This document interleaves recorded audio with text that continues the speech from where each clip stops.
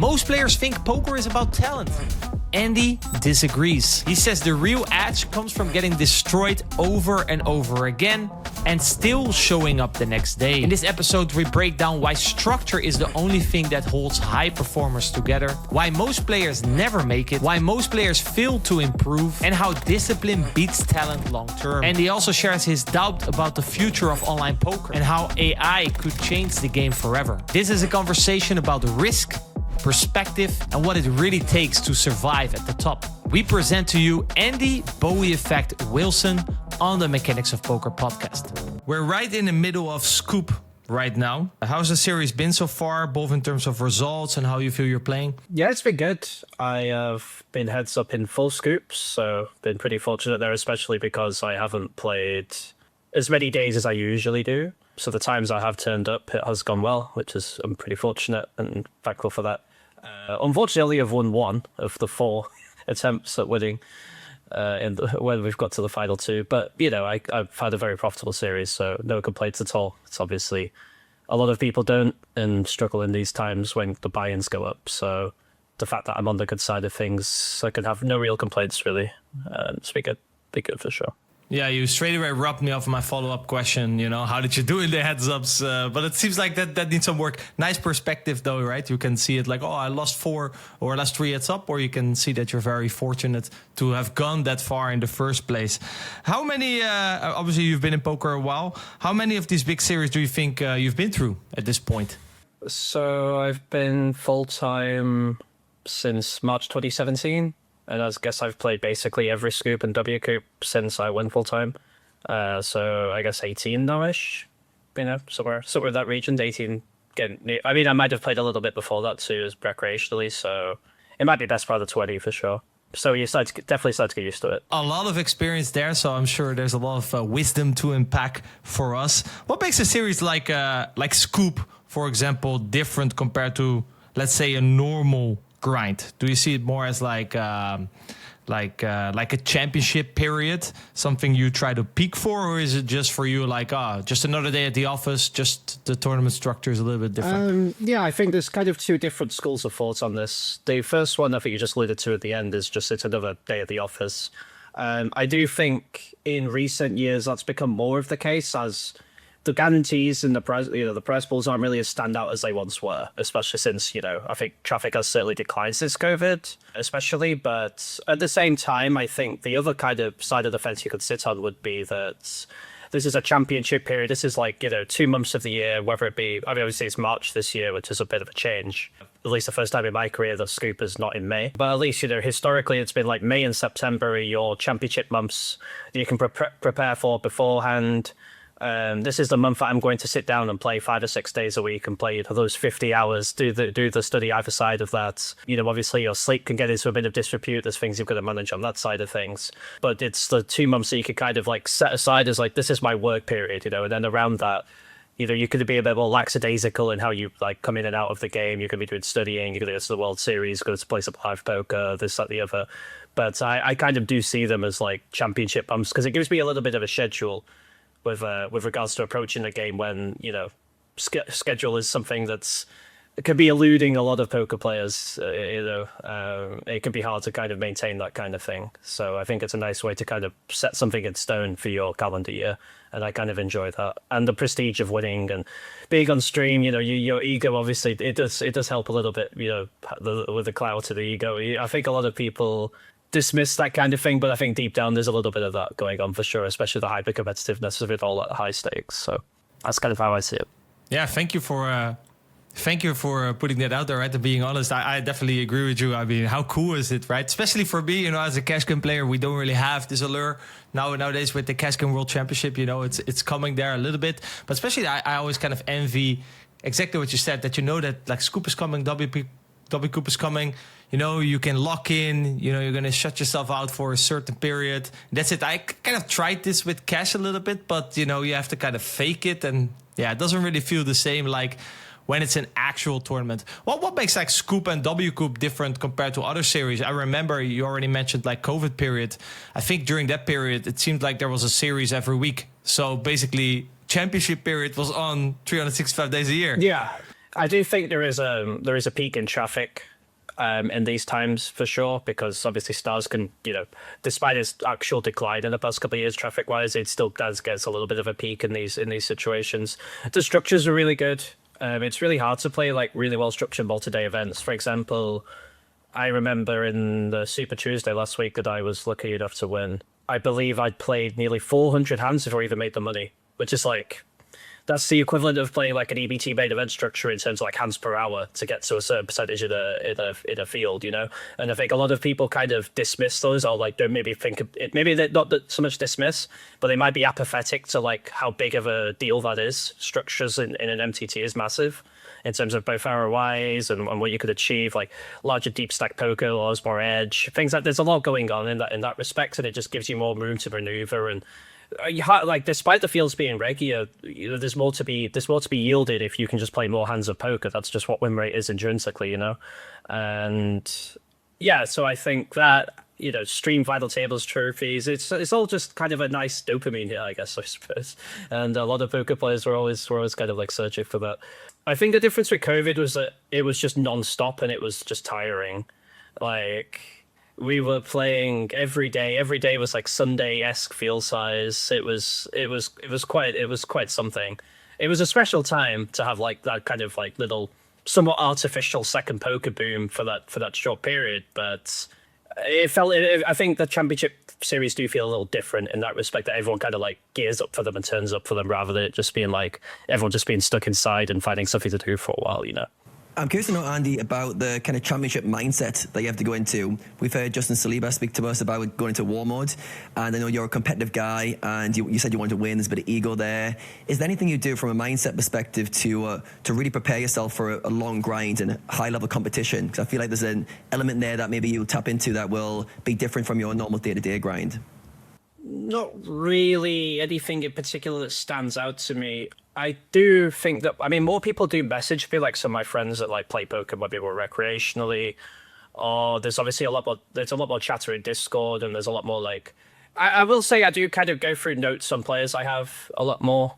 I do take a lot more attention to detail in terms of like noticing sizings and timings, which I do think are two massive things in the game. A little bit look for online in terms of like something you might call a tell or something. I would say that's kind of as far as I go. I do like to have the same kind of routine of, I try not to study hands too much. I used to study hands pretty relentlessly after sessions and stay up like till obscene hours. I don't really do that much anymore. I do like to go through a little period where I'll look at some notes, look at some hands I've marked before just getting, but like I do like to kind of keep the same kind of, I start at the same time. Obviously I finish when I finish in tournaments. There's not really a lot you can do about that. If you go deep in tournaments or if you shower everything early, that's going to be largely what dictates when you finish. But I do like trying to stick to the same kind of routine of waking up at a similar time, going through hands before I start playing, maybe getting down and do some lifting in the gym or something. That's been something new I've added. So in that sense, I try and keep things consistent, but I wouldn't say that I go into a war mode. I wouldn't put it as extreme as maybe Justin did. But there's certainly things I do like to keep, the same. I'd like to keep continuity for sure, and I think it does help a lot. Do you think your edge goes up during a series, or does it stay the same? And if it does go up, is that due to your level rising or the competition's level falling? I've heard players say it's a bit of a survival of the fittest sometimes in a series where the kind of fatigue kicks in, performances can drop. Do you feel like you've got to get a bigger edge in the series overall? I think my results generally agree with that kind of point of view. Like all of my big scores are basically on mine, are all during the series period. And that's kind of like consistent. Obviously, there's a big caveat with that in terms of the prize pools are generally bigger. So obviously, when you actually have a score, it will be more meaningful when you're playing against more people and have a bigger first place prize to play for. But even during like these kind of small field stars, like 1Ks, 2Ks, I do seem to have much better results in them during the series. I think a lot of it might be down to, I think my edge is often bigger because I don't play as many tables as other people do at the high stakes. I think a lot of people try and play like 18, 20, 22, 24 tables for some of the madmen. I very rarely go to those numbers. I might go to 12 on a Sunday. And I think a lot of it is just being able to like lock in and be present at the tables I'm playing. I'll sit on a scoop Thursday and play sometimes like 8 tables. And even that might be like a maximum for me. And I'll just really be kind of taking my time in every kind of decision node that's being taken. Whereas I do see a lot of players when they have when the series is on, they'll just rush to play it, register as many things as they can. And it really leaves them a bit of time pressure. Like, time pressure is a really big thing in online poker, because the more tables you have, the less average time you have to make a decision. And sometimes that can lead to you just kind of mindlessly doing something just because you have a button to click because you face the pressure of playing another table, right? And I think a lot of my edge during these periods is just putting myself under that and giving myself the time when I'm playing, especially quite meaningful stakes as my API has gone up. I think it's really important to allow yourself the time to think and give yourself, you allow your creative juices to flow, allow yourself to kind of picture how a situation might look, whether that be equilibrium or how is this person veering off equilibrium, this, that, the other. I think a lot of it manifests from that, and I think a lot of people probably play more tables than they should during the series, just out of pure excitement and the giddiness of it all, if you wanted to put it in that sense. I think that's a big thing. I think that's probably overlooked. That's very interesting. And yeah, you're saying your edge there comes from playing less tables and having more time to think. As you mentioned, I think it's in a series in particular, it's very easy to get caught up in the excitement of it, all the big tournaments, big guarantees, and playing more tables than you're used to. Is this something you've had to kind of experiment with? Like, how did you arrive at the amount of tables you need to play? Have you had some periods where maybe you played too much or too many tables? How do you kind of arrive at that kind of sweet spot? And also, how do you fight back against the FOMO? I speak to a lot of tournament players, and they want to play all the tournaments they can. So how do you fight back against maybe missing out on some big guarantees or big tournaments that you can't play? Well, just to address that last point very quickly, and I think this is a very pertinent point that a lot of people need to hear. Maybe I don't know if I'm speaking from some kind of high ground that doesn't exist, but there's always another tournament to play. There's always going to be another monster guarantee that rolls around, in your poker career. You don't need to sit down and play every single guarantee that's offered to you just because it's a standout. GG run a 5k 25 mil every year.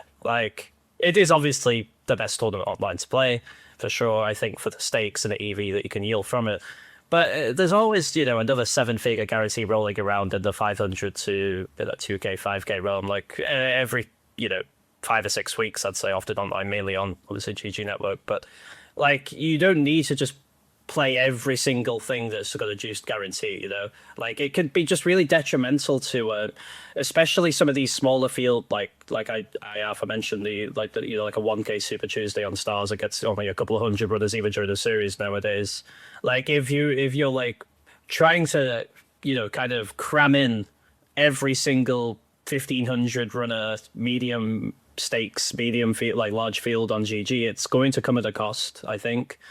I think my big inflection point with learning that I do play better with a lower table count and less kind of time pressure was when I used to play lower stakes to mid stakes on the rise a few years ago. I would go through periods where I'd experiment playing lots of different tables, especially being inspired by someone like Patrick, for example, who does manage to just do that, and that's just kind of his thing. And obviously this is a very subjective thing, I would say, but I think it's important for people not to just blindly follow his path and just kind of go down that route. I think it's very good to automate kind of decision points if you're playing at a stake level that you're beating very well. But as you're kind of pushing yourself and moving up to higher and higher stakes where you're kind of, entering realms, parts unknown almost, I think it's a bit disrespectful and almost you're doing yourself a disservice just kind of turning up, playing 1Ks in a series for the first time and then just playing 20 of them at once, or 18 tables of 300 API or something. You're going to struggle and you're going to have some incredulous swings that can really take a toll mentally, especially if you're not, quite used to that. Because as you go up in API, the stakes balloon, but also your ROI decreases for sure because you're just playing against better players, right? For sure, the saturation of regs to recreationals skews massively in favor of the professionals. So it's really important to respect the games that you play, I think, and give them what they, the credit they deserve, players the credit they deserve. And, there's a reason they've been there for 10 years, 15 years and are still turning up every day and performing. And as I think one of the biggest realizations is that if I just lower the table count as I do more study, that I can compete more when I'm thinking more, about everything that's actually going on in a situation, as opposed to just like automating something, or oh, I want RNG this because who needs to do that? But like actually realizing that trying to work out expected value in every situation, or giving it your best shot, is going to be how you could ultimately do well in such tough lineups. You already mentioned. Like we talked about the FOMO, right? The FOMO problem that everyone has. How do you go about prioritizing what to play and what not to play? You already mentioned structure is something that you think you really need to look at, right? That's very easy, I think, to just be like, oh, wow, look at this big guarantee. Oh, look at this big guarantee, right? Like the big numbers is kind of what people would want to look like. But like you said, yeah, if on average, the stacks get very shallow, you don't play many hands, you cannot really realize your edge. So how do you go about like your playing schedule? For example, a scoop like this, you cannot play all the event. What are kind of your criteria? Well, I always kind of register stars tournaments for GG tournaments. A lot of that just comes down to, I guess, maybe some blind loyalty to the brand. I think stars have done so much for online poker, and I think that's kind of undoubted. And I still like I'm fortunate enough that I don't need to I don't feel any kind of pressure to make month-to-month income, so I'm not kind of being forced to grind high volume in games where I am just churning out an hourly,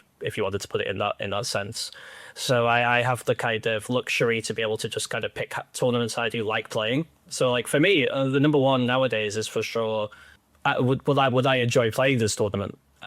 And if the answer is yes, then I'll probably play it. And the scoop kind of ticks the boxes for me with in that regard, like championship events of multiple days. There's a nice cool thing you can win at the end. People like to watch you play in these things, like friends and whatnot, which I do kind of like for sure.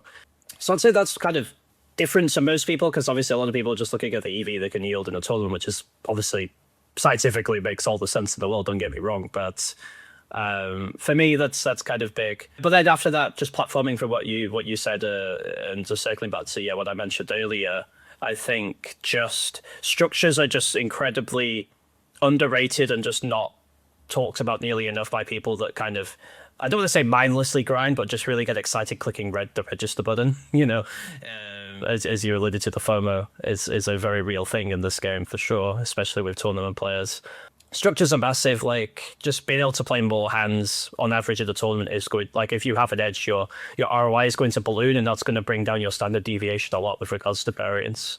And I think that's incredibly under kind of appreciated by people for sure. Not to just keep beating this dead horse. Rake's also massive. Especially in this today's day and age, with things going on with certain networks that are adding fees that are just getting taken out of prize pools, especially that's happening live. I would say a lot more so than online. It's obviously creeping into the online game, but live, that's something to look out for massively. Just how much is getting taken out beyond just the advertised rate. You've got to look at the T's and C's, the fine print, see what staff fees are getting taken out, this, that, the other. Because obviously it's just it's just ROI just getting cut from your bottom line that you just don't make back.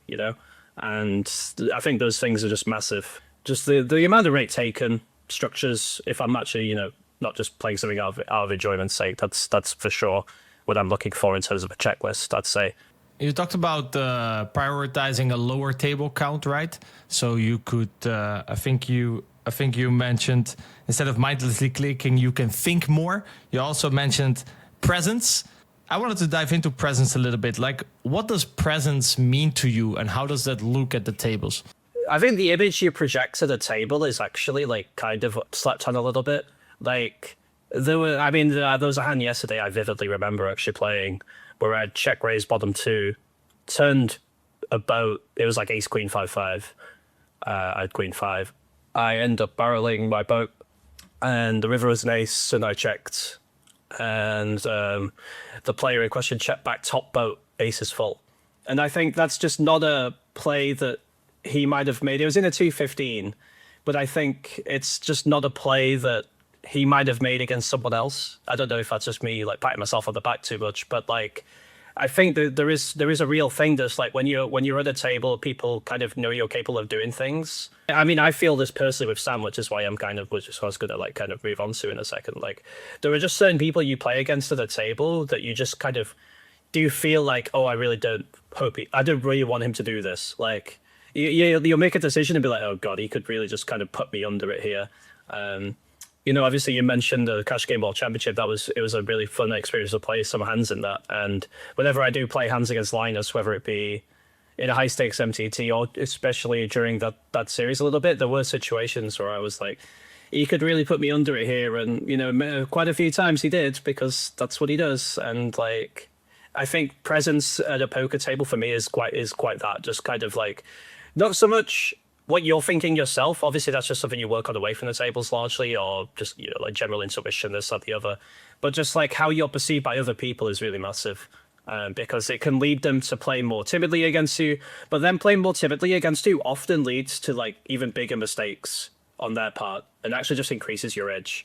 I think that's something that in particular, I think European does that better than basically anyone. Is that just like, whatever table he sits at, it's just kind of almost imposing. Like, whenever I play a hand against Sam and he's taken his time, and I know he's very deliberate with doing this stuff as well, it does almost feel like you're getting stared at a live table by a Foxen or something. Like whenever he's just in the bank before he raises my river block or something, it's always like, yeah, I know what's coming here. And then I just have to like kind of detach the emotion of this, what's just happened, and just be like, okay, I just need to make a logical decision here based on what I know, theoretically, largely speaking. But that can be difficult, and a lot of people will struggle with that, And for me, that's kind of the side of a player that's, earned that respect, like as the kids say, aura. I think that's a very real thing at a poker table, and it can be a weapon, a very, very dangerous weapon to like balloon your aura even larger than it currently is, especially in like, if you respect like deep runs in large fields where people are less experienced, like just the amount more you can get away with and lean on them is going to make a massive difference in that end game where you're playing for all the money. Yeah, I definitely think the podcast we did with Sam helped to his presence, because like I never played with him, but if he would sit down at my table, I would immediately go, oh, damn, that's the guy from the podcast. Damn, that guy's on another level. And it's exactly like you said, right? The first instinct is like more fear, like you don't want to raise that block because you're afraid that what's to happen. But then you have to kind of spot that and then, try to put that aside and come to a rational conclusion. Easier said than done, for sure. You mentioned like the mindlessly clicking versus thinking deeper. What are like some differences in hand that you can pick up on when you think deeper compared to autopiloting? Like, how does a decision-making process, autopiloting, look different than if you're actually thinking deeper for you? I would say a lot of it would be not just having things on autofold, just on the fundamental level. There are lots of situations, not to like dive too deep into strategy yet, but when you're a short stack, you don't have to just play shovel fold. That's a very fundamental one. There's things you can do. You can call opens and do lots of things, especially from the blinds, especially the small blind. In terms of flop decisions, it can often be, I think a lot of people just kind of click, if they're going to check raise the flop. I think for one, people just won't check raise the flop enough, or they'll just overfold a spot where they just aren't meeting, if you want to use MDF as a word, you can, I suppose. They're not defending. They're not meeting defending frequency. Like if button C bets against big blind, the amount you have to continue against quarter pot is quite outrageous. Even on boards where button has equity and a nut advantage, you still have to call ridiculous amounts, because in MTTs, if you're playing at a suitable depth, then button has nearly 6-7 of the deck. Maybe some people have more than 6 of the deck, depending on how they open, depending on the data they use or what they think about their opponents. There's a bunch of things like that where you just like give up stuff straight away. That's pretty hard to come back from, just fundamentally, because like the earlier street that you're making like consistent mistakes, the more often they're going to occur, right? Like if you get to a rogue river node when you've played like check call flop lead turn and you're not quite sure on maybe river sizings and how you're splitting your range, like those come up a dime a dozen. They are obviously worth a lot, being able to make the correct decision in those situations and be able to identify what's going on heuristically, but you have to just dial it back to the fundamentals. If you're just like not V-pipping enough, if you're not check calling enough on flops, if you're not check raising an adequate frequency, that's just going to add up very, very quickly over time. And especially, coming back to what I was saying about table count, the more tables you play, the more hands you're playing, those mistakes will add up, they'll amplify. They just add up way, way more and more quickly. And it's far more easy to just like autopilot big mistakes like that. And I think that's going to be what a lot of people's issues are, that they just don't really address, because again, bring it all the way back to FOMO if you want. They don't want to miss out on playing this tournament. There's 215 big game with 2,000 runners. But then, they just miss calling the button versus an open.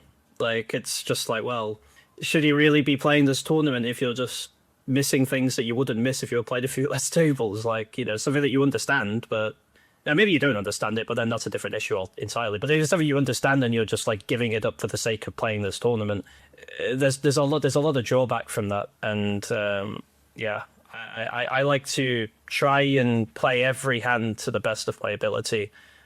I'd say psychologically, one of the main reasons I do play less tables as well, just kind of as a further point, would be I like to try and think that I played the best I could in that situation in the moment. Like maybe I'm not playing my A game, maybe I'm not connecting the dots as best I can.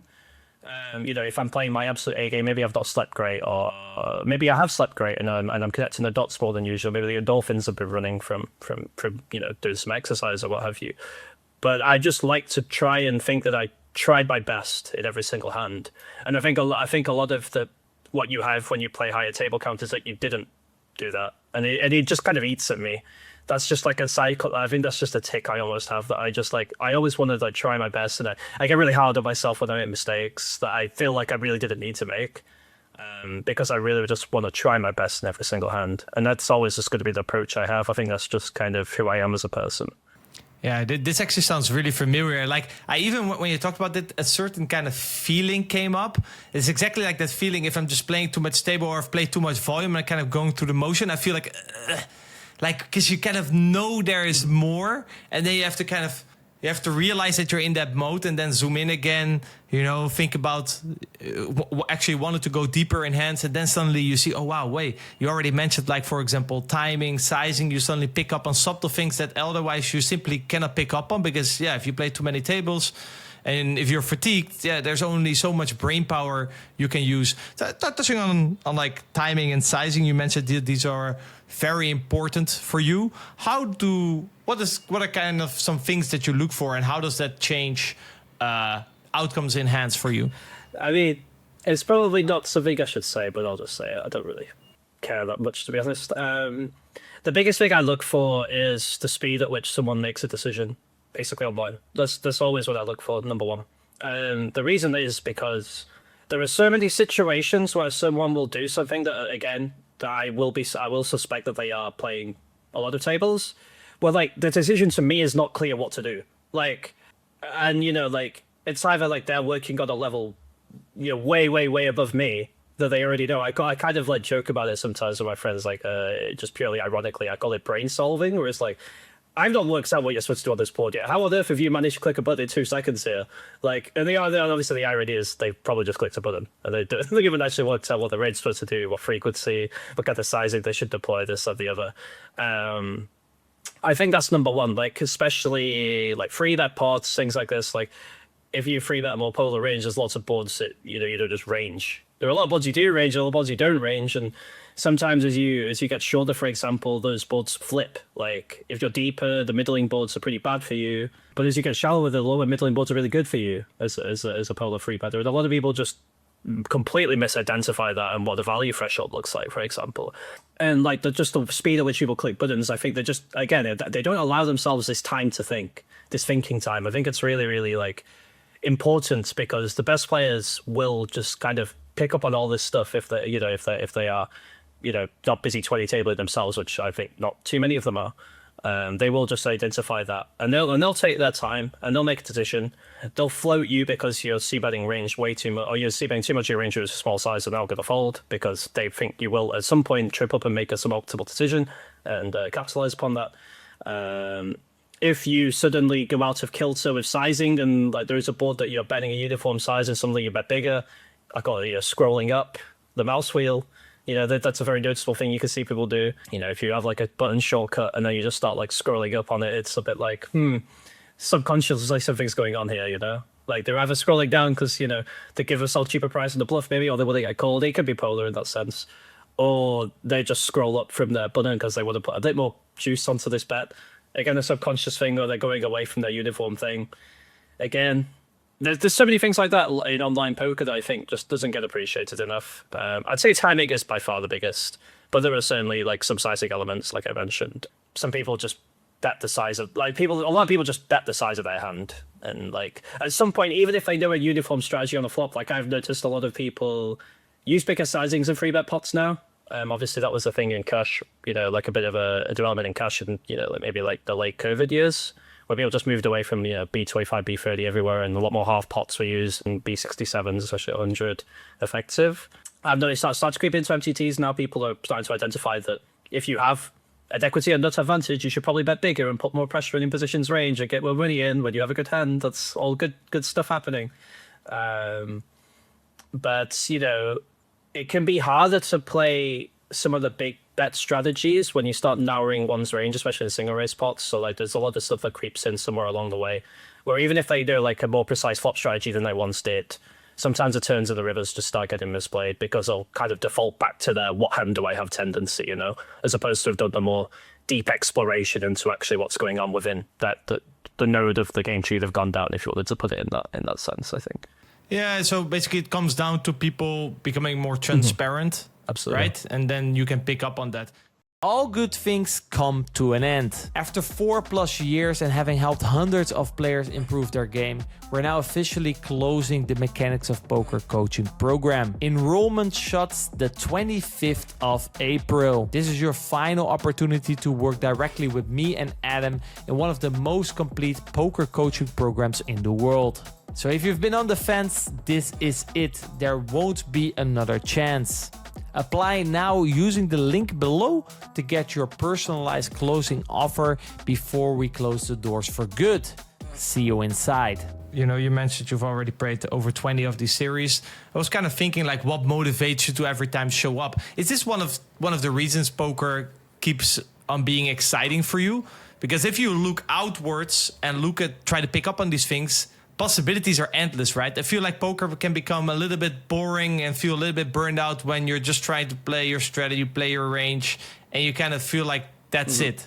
I would say I'm keeping things fresh outside of the game. I am doing things outside the poker I wasn't doing before. So there's like stuff I've got going on that makes me appreciate poker more. I think when all you do is eat, sleep, grind, repeat, it can be, it can definitely get monotonous, especially if you do it for a number of years. I mean, I envy the people that have done that for 20 years and they can still just do it happy as Larry. Like, that's crazy to me, but that's me personally. By mixing things up in my life and improving some other areas, which I am working on for sure, I do have an appreciation a little bit more when I turn up and play for what poker is, especially having friendship groups outside of the game and just seeing like how other people's just ordinary 9-to-5s look. Like, it does give you a bit of you get from gaining empathy instead of just having circles of poker friends that you're always on Discord with, terminally online or whatever.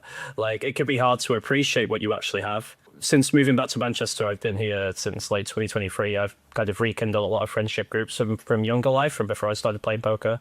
And just, spending a lot of time with people that don't play the game or maybe play the game on a very recreational basis at most.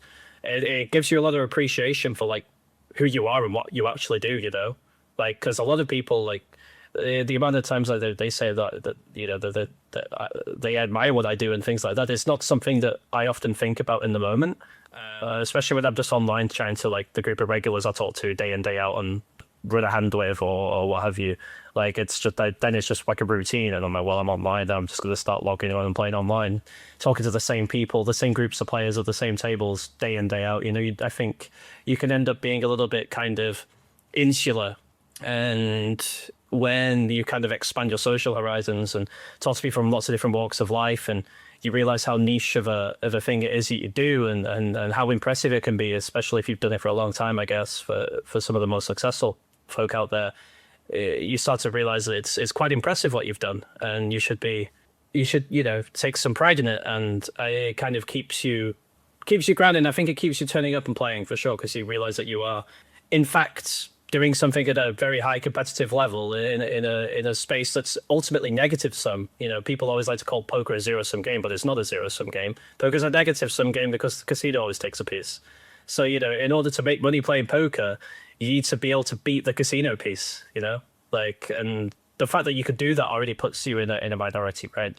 And, obviously the further and further you go in your journey, the more and more into the minority that you get, you arrive at. So I think that kind of is what keeps me going just the fact that I've managed to, I'm fortunate enough to have kind of traversed a lot of this journey, I think, at this point, and it's a good feeling, and it does keep me motivated, especially in these championship months, as we've coined them, to turn up and do my best. Because even if I'm playing not so much outside of them, I'll always turn up and still want to perform and still want to try my best every hand, and still show that I have something to offer. I mean, in today's competitive world of online poker, this is getting harder and harder by the day, for sure. Today that we're talking to you, it's a Friday, which is your day off during the series, right? Which, as you mentioned, right, you seem to be very intentional nowadays about your performance, taking days off, prioritizing, not getting taken away by the FOMO and ragging everything. How has your approach to grinding this series evolved over the years? I'm sure there's a lot of things, that the first series that you played, you were definitely not approaching the same way as you're approaching it now. If you look back, can you maybe think of some moments where things maybe did not go your way, right? You struggled, and things that you learned that you're implementing now. So, kind of want to know lessons that you learned over the 20 series that you played. I would say I definitely played too high too early.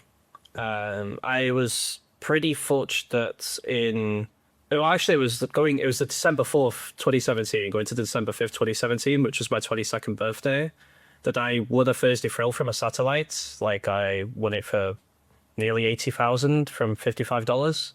And I think my roll at that time would have been like 20K or something. So it ballooned me up to like basically six figures. And I think that was like, obviously at the moment, material gain, it was incredible. And the sense of achievement was second to none at that moment, for sure, because I'd only been playing poker. I'd been full-time for about 9 months. I've been playing for maybe 18 months or something, maybe 20 months or something like that. And it was great in terms of like, oh, I've got, this money now, but it was also incredibly detrimental in the sense of, oh, I can compete at these stakes now. And that was not the case. I think it led to a real period of stagnation for me, like 2018 and 2019. I just wasn't getting enough study reps in. I didn't really know how to study what I was looking for. Like I'd go and spend too much time at live stops chasing like the live glory, like I went to numerous EPTs and found very little success. So I would say the biggest mistake I made, what I learned as a way over the years, like I remember I had a deep run in the Scoop 2018 main event. I came like 11th in the 1K or something, which paid out quite a lot of money back then because it was like a 5,000 plus run, I feel. Something crazy. I think I got like 40K without even FTing, which is quite nuts for a 1K. But again, it was just more money just keeping me afloat in games that I probably had no business being in, to be honest. I don't think I was good enough to technically. I was scared money in late situations. And I think looking back, the biggest mistake was for sure I just pushed the bud out too early in the series. And I think a lot of people could be guilty of that. And I think the satellite system is obviously fantastic as a way to get yourself into higher stakes games. And a lot of the value should be, if something's overlaying, for example, it's really hard not to win. If something's overlaying like 25% of the prize pool on like a 109, you're making so much you're making so much bang on your buck that it's pretty hard not to justify playing it, even if you're not necessarily beating the 1K that you're getting into or what have you.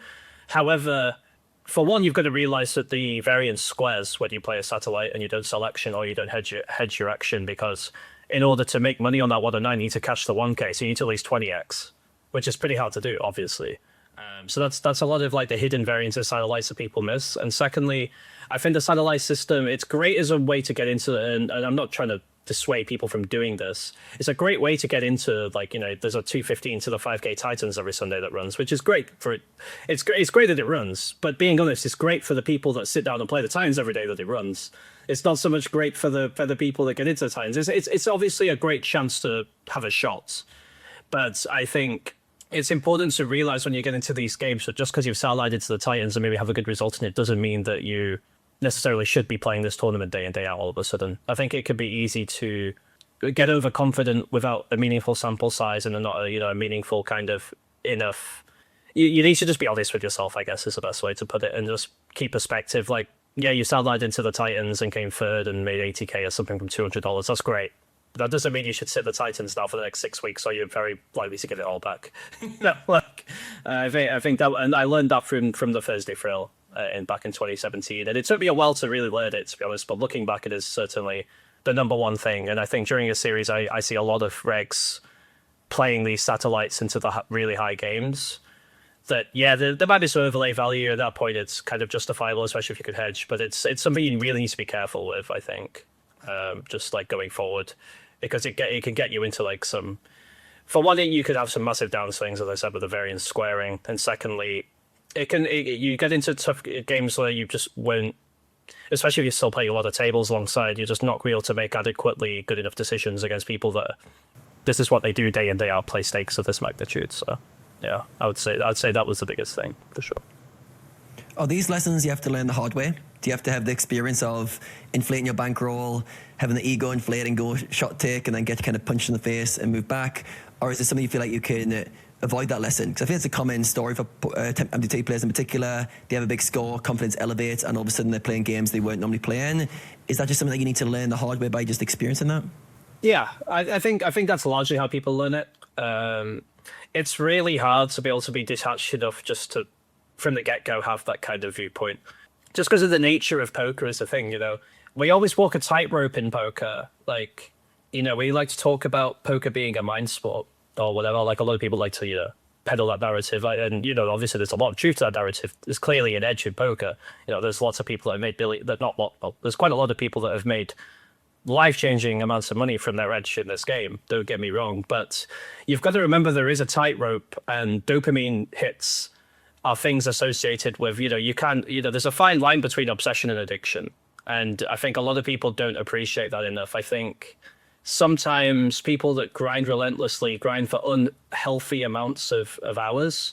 For, you know, like I do think a lot of them do really walk that tightrope, like, and they really push the boat out to the edge of like, is this person just realistically a bit of a gambling addict? And like maybe they do okay in poker.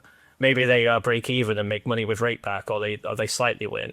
But like the fact that their entire life revolves around this, like it ticks all the boxes, you know. Obviously, in their edges against other players instead of just losing against the house per se on a card game, on a table game, but in a casino. But like there's a lot to be said there with like how dopamine works as a chemical, and it's important to realize that the feeling of triumph you can often have is being conflated by said dopamine. And I think that, as you said, that can lead you to start making some quite reckless bankroll maneuvers once you've had that score.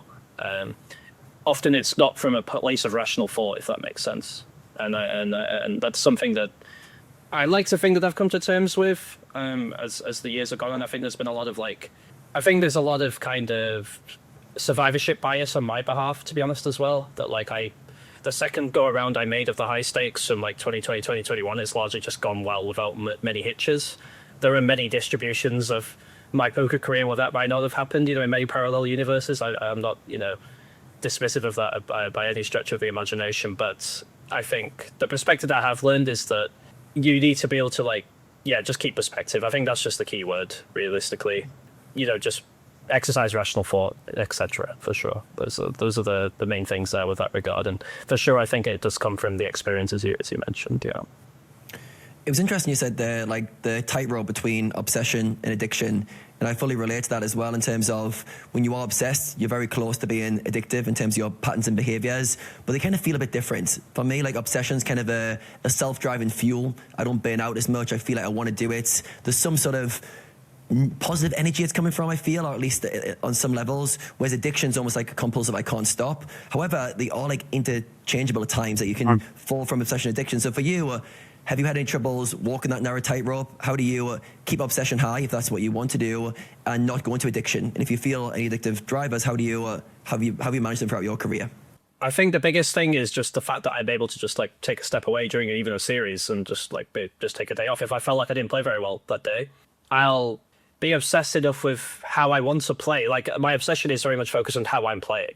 Like if you wanted to put it in that sense, like if I have a really poor day at the office, let's put it, like I really won't want to play again until I've addressed those issues that I had in terms of my thinking. Like, I'll have just racked up so many more marked hands than usual, and as a result of that, and they'll just eat at me, as I'd mentioned earlier in the pod. Like, I'm my own biggest critic, you know, and those mistakes that I make will eat at me for a little while. Sometimes to quite an unhealthy, I mean, in the past, certainly to an unhealthy level, which I hopefully kind of made progress with it. That's a kind of a different topic, I suppose. But like, that's largely from obsession with my own play. And I like to keep that obsession focused on my own levels that I'm bringing. And I think that's the way that I get around the actual dopamine hits of the undertaking of poker as a fundamental thing. Like, you know, you wager money, you can lose money, you can win big money. I don't really look at it like that. I think I'm quite fortunate I don't see it in that way. I just see it more as a competition where I'm trying to do my best and hopefully perform better than others, and you know, then the results will fall as they come, or they'll just, you know, things will just fall into place hopefully. That's kind of how I get around that thing, and how I stay focused on the task at hand and my own self-driven nature. And a lot of that stems from, I'm pretty fortunate that I was once a high-level esports player, so all of that comes from prior experience in my teenage years before I'd even played a hand of cards. So yeah, it was very interesting there. You mentioned kind of obsession for you is more performance driven, how to show up, how to play your best poker, whereas addictions often we want something external. So for you, that's very interesting how you've managed to kind of stay clear of addictive tendencies and keep it on obsession because you're being more performance driven. And I feel like a lot of players struggle with this. They think they're process and performance driven, but they want the win. They really want the win. They can't take the day off. They can't not think about the money side of it. Is this something that you felt like you've always been good at? Obviously playing tournaments, there's always that kind of big score you could have, that life-changing money. You mentioned you had a big score early in your career. Did that kind of fill that kind of need for maybe validation and success? Or have you stopped yourself from maybe getting too drawn towards the big prizes and the big scores?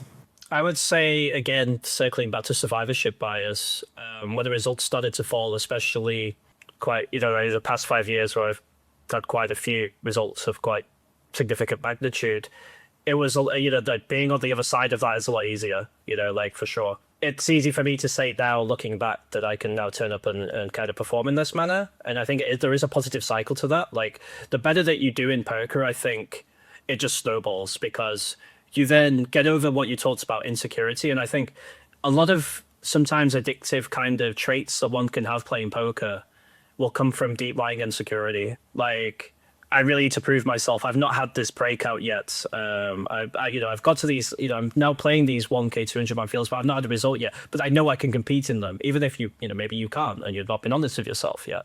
A lot of it will be just from like that. I really need to prove myself. That deep lying insecurity can lead to some of this, like, these kind of like negative side of the tightrope, as we might put it, tendencies. However, I think it is something I definitely struggled with, and probably part and parcel of some of the stagnation I faced in 2017 through 19.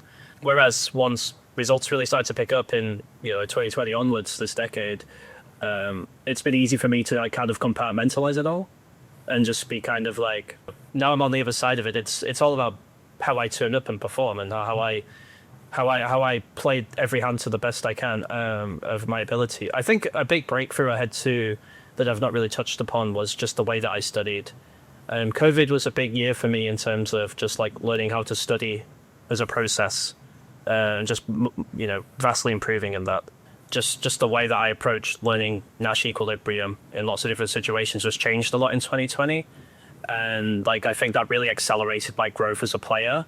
And that went a long way to kind of addressing a lot of the problems. Just, you know, as you know, to put it quite bluntly, I got good. You know, the old get good kind of mantra was quite true. I put some unholy hours into GTO traders a few years back, and it really, like, you know, set me in good stead that I just got ahead of the curve in terms of how to play so many different spots before they were as commonplace as they are now, you know.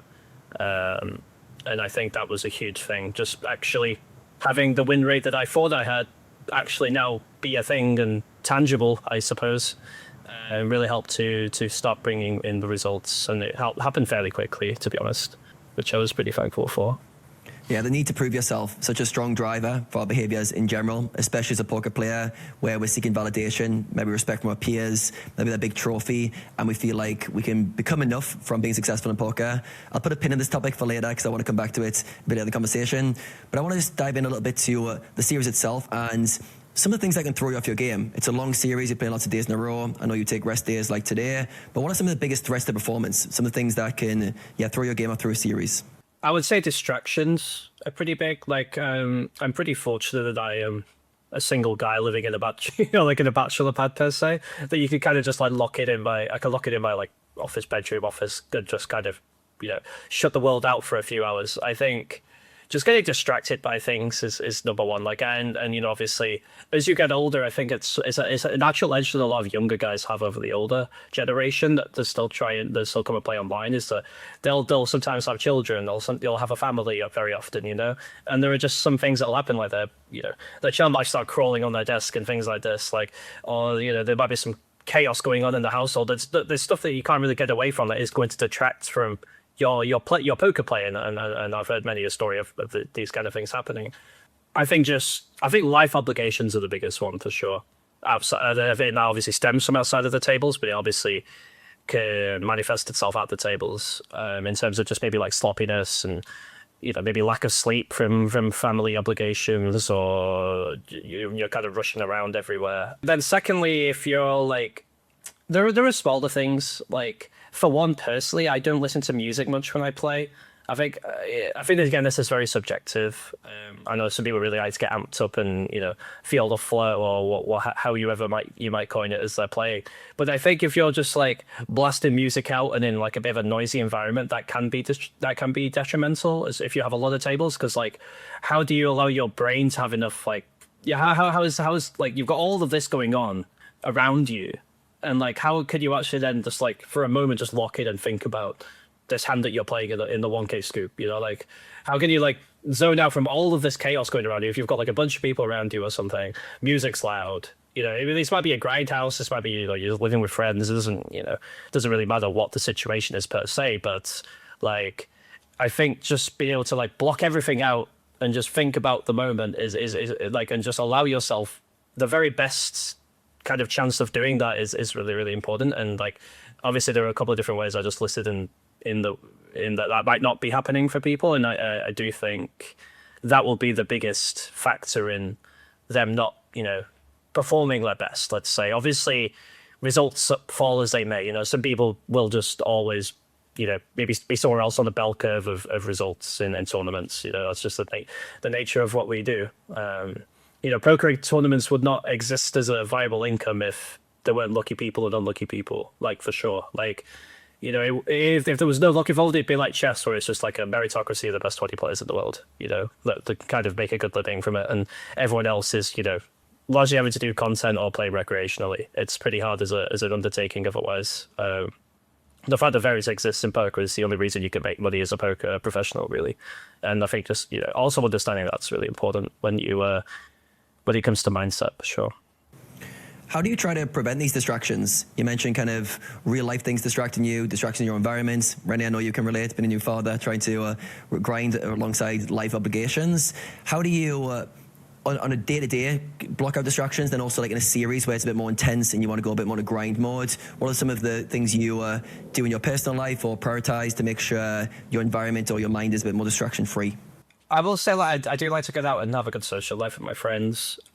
I'll generally during the series months, I'll do it a bit less.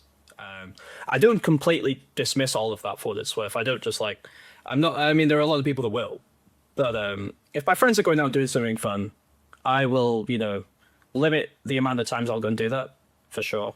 To the best of my ability, I suppose. But like, I don't completely dismiss that side of things. So I think having that balance is still important, even during a championship series, because again, perspective and such are very crucial to me. Just like, if I have a couple of bad days at a poker table, the next thing I'm going to do, in a further day is just turn up and play again. My mindset might not be where I want it to be. Whereas if I just have a day to reset, where I just go have an evening with my friends watching the football or something, that just kind of brings everything back down to earth for me personally for a day. So I do, for me, that helps for sure. I would say just the facts that of my life situation as it is, like, I don't have too much to distract me, really. And that's a bit of a blessing, If I was to meet someone that I wanted to spend a lot of time with and things developed in that kind of way, then it would be a different question entirely for me to answer. And I would have to, make some compromises for sure, or sacrifices even. But that's not a bridge I've had to cross yet. So I think the biggest thing is just like, I'm a bloke living in my apartment in Manchester that can just, play without any real noise around me, and that's it. And that's kind of how I like things to be in terms of my environment of approaching cards. So you've created a distraction-free environment for yourself. As you mentioned, you might have less responsibilities than other people who might have kids or other things going on in their environment which are harder to control. But yeah, it sounds like you do a good job of, one, controlling your environment, but also removing yourself from the environment, being with friends, socializing, getting that kind of balance between being a poker player and also having fun with people around you.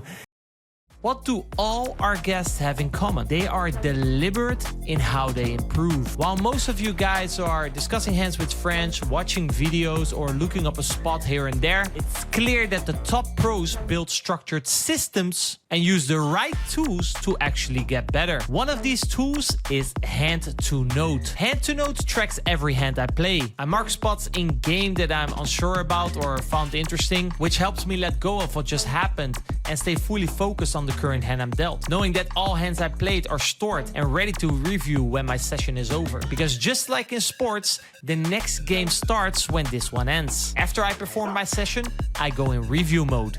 I go over my marked hands, the biggest spots I've played, and filter for specific spots I'm currently focused on. Session after session, I build a database of my game, and over time, my tendencies and biggest leaks start to show. This information allows me to direct all my studying to what is most important. With that clarity alone, you can cut your journey to the top in half. But it's not just your own game, because Hand to Note tracks those of your opponents too. Every action they take is stored and ready to be analyzed, ready to be exploited. And as the legendary Sun Tzu said, if you know the enemy and know yourself, you need not fear the result of 100 battles. Clarity is power. Hand to Note gives you that clarity. So if you want to become more deliberate in how you improve as well and start exploiting your opponents at a higher level, check out Hand to Note via the link in the description down below to start your 14-day free trial and use code MECHANICS to get 10% off your first purchase.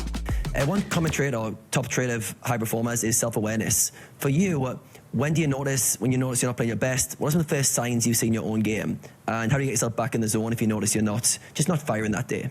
There'll just be lots of situations. I mean, I think a lot of it can be placebo sometimes. And what I mean by that is sometimes there are just lots of hands that can come up in a distribution that you play over a session. I think this is actually really important and something I've thought about more recently.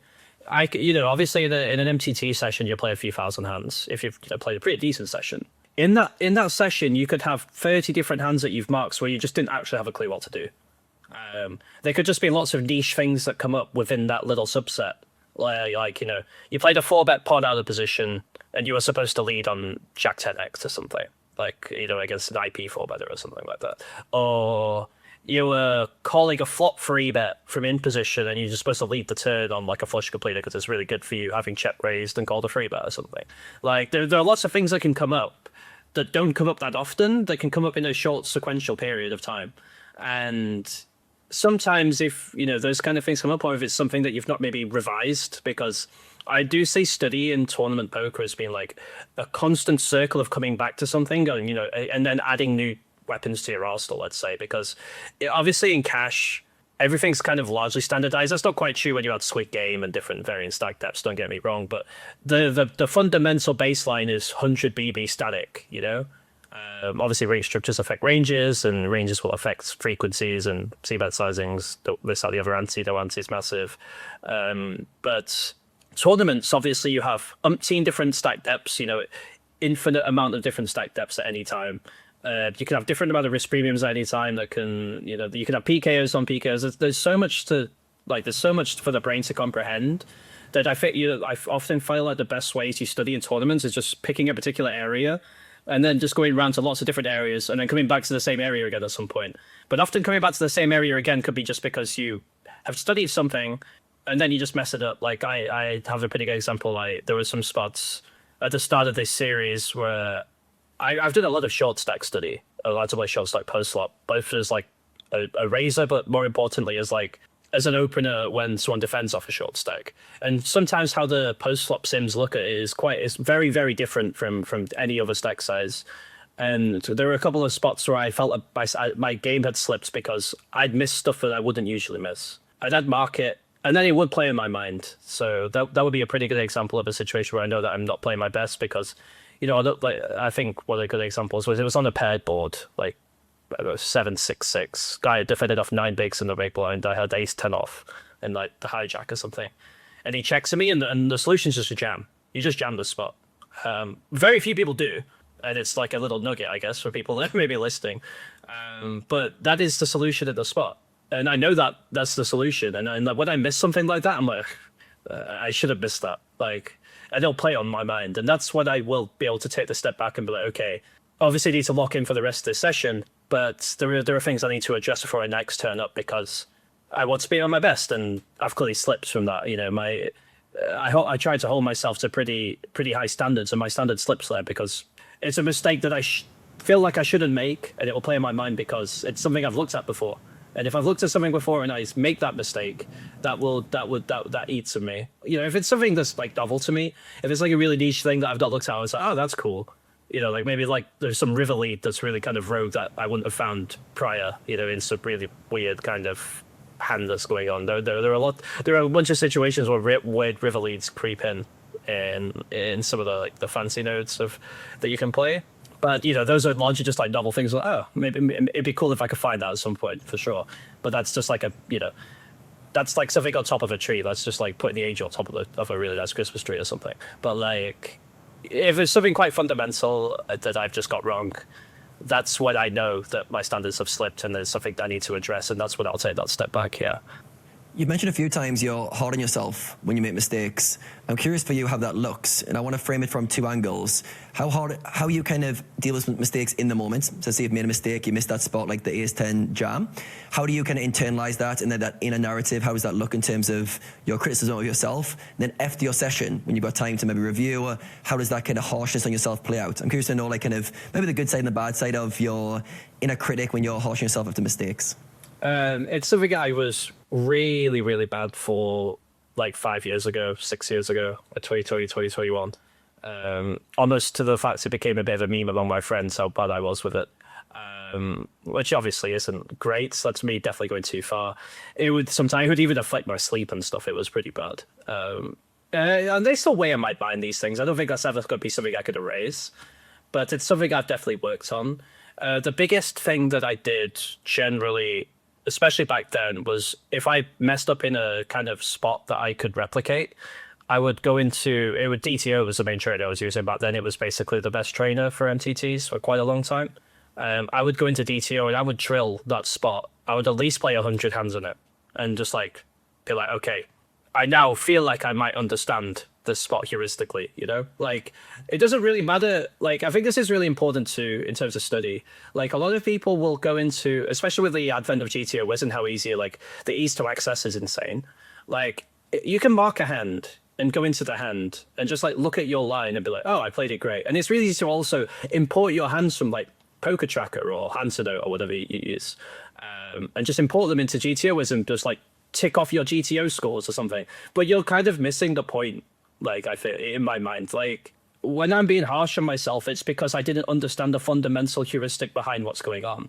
Like, if I understood the pattern of play, that was going on in a particular situation, range-wise, I wouldn't have made that mistake with my hand.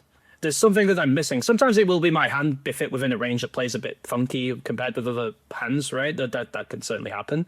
But, well, largely just because of a lack of a fundamental understanding of something. And I've just got to try and work out what that something is. And the easiest way I often did that was just from drilling. So, example, this ace-10 spot, I learned that there's so many jams on low paired boards with best unpaired hands because they would really like the big blind to fold their equity now, or like have to call off something slightly worse now. And you just run your equity because of pot odds. There's a bunch of fundamental principles right there that once you make sense of it, it then makes sense why you play this strategy. And that's not to say you just start jamming over pairs or something. Those are hands that are much less vulnerable, so you can use a smaller size and then work some of your lower equity hands that you've opened into that strategy, and then you can bet fold those. That's kind of how I approach these situations, and a lot of that came from Julie. Like, there's no real way to get around that.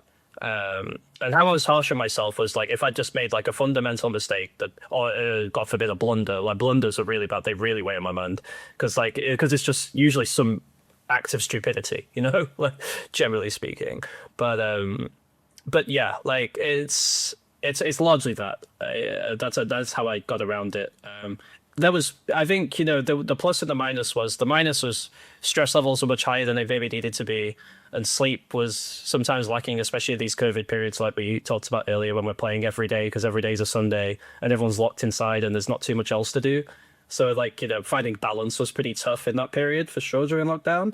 But at the same time, it was like my growth as a poker player there, like in terms of fundamental knowledge, and be able to push myself from like 80 ABI to most of the way to the ABI I have now, came in that period just because I had so much time outside of playing my sessions to like drill, think about the hands I play because there wasn't much else to do, and just really try and get ahead in terms of like the patterns of play going on.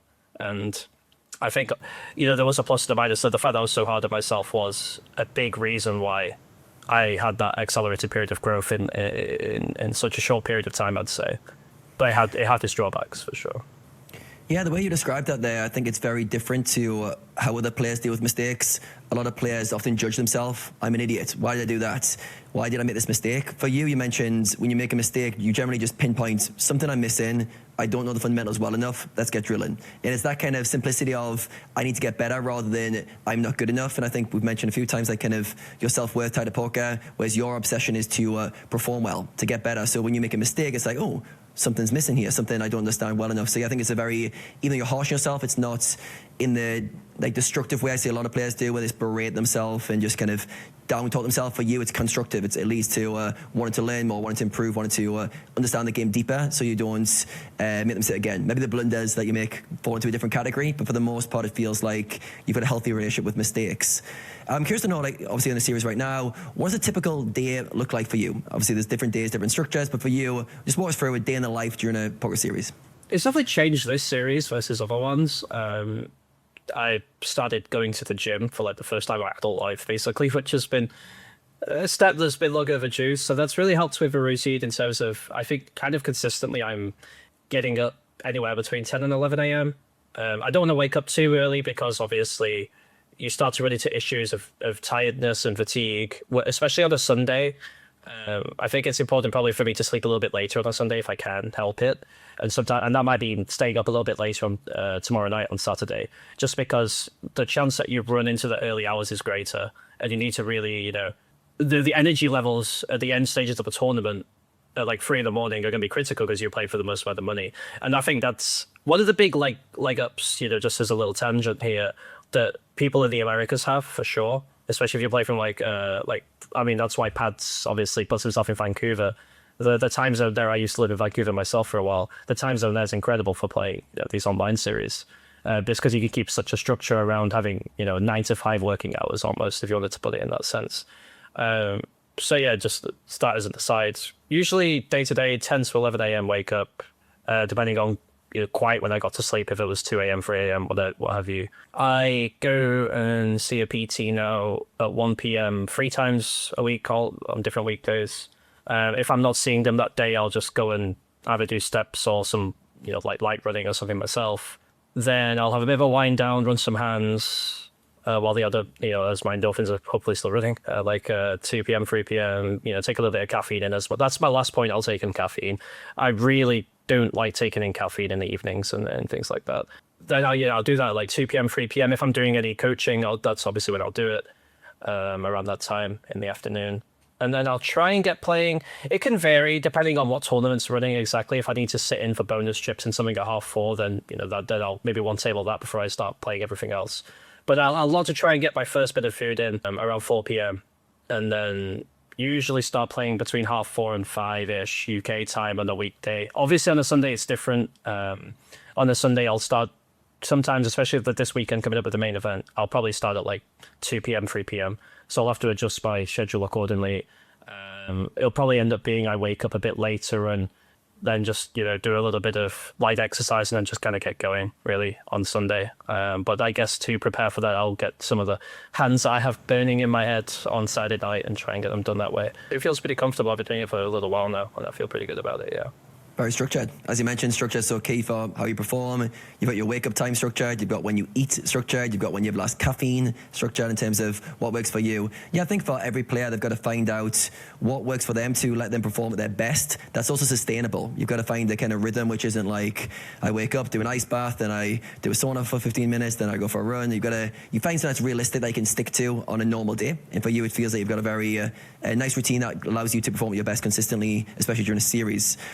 I want to change the conversation now to your background. You've mentioned a few times you did esports. You were competitive in that. I say competitive. You were top 5 in the world in Trackmania. Talk us through how that set you up for poker in terms of the mindset it prepared you for and some of the parallels with esports and poker.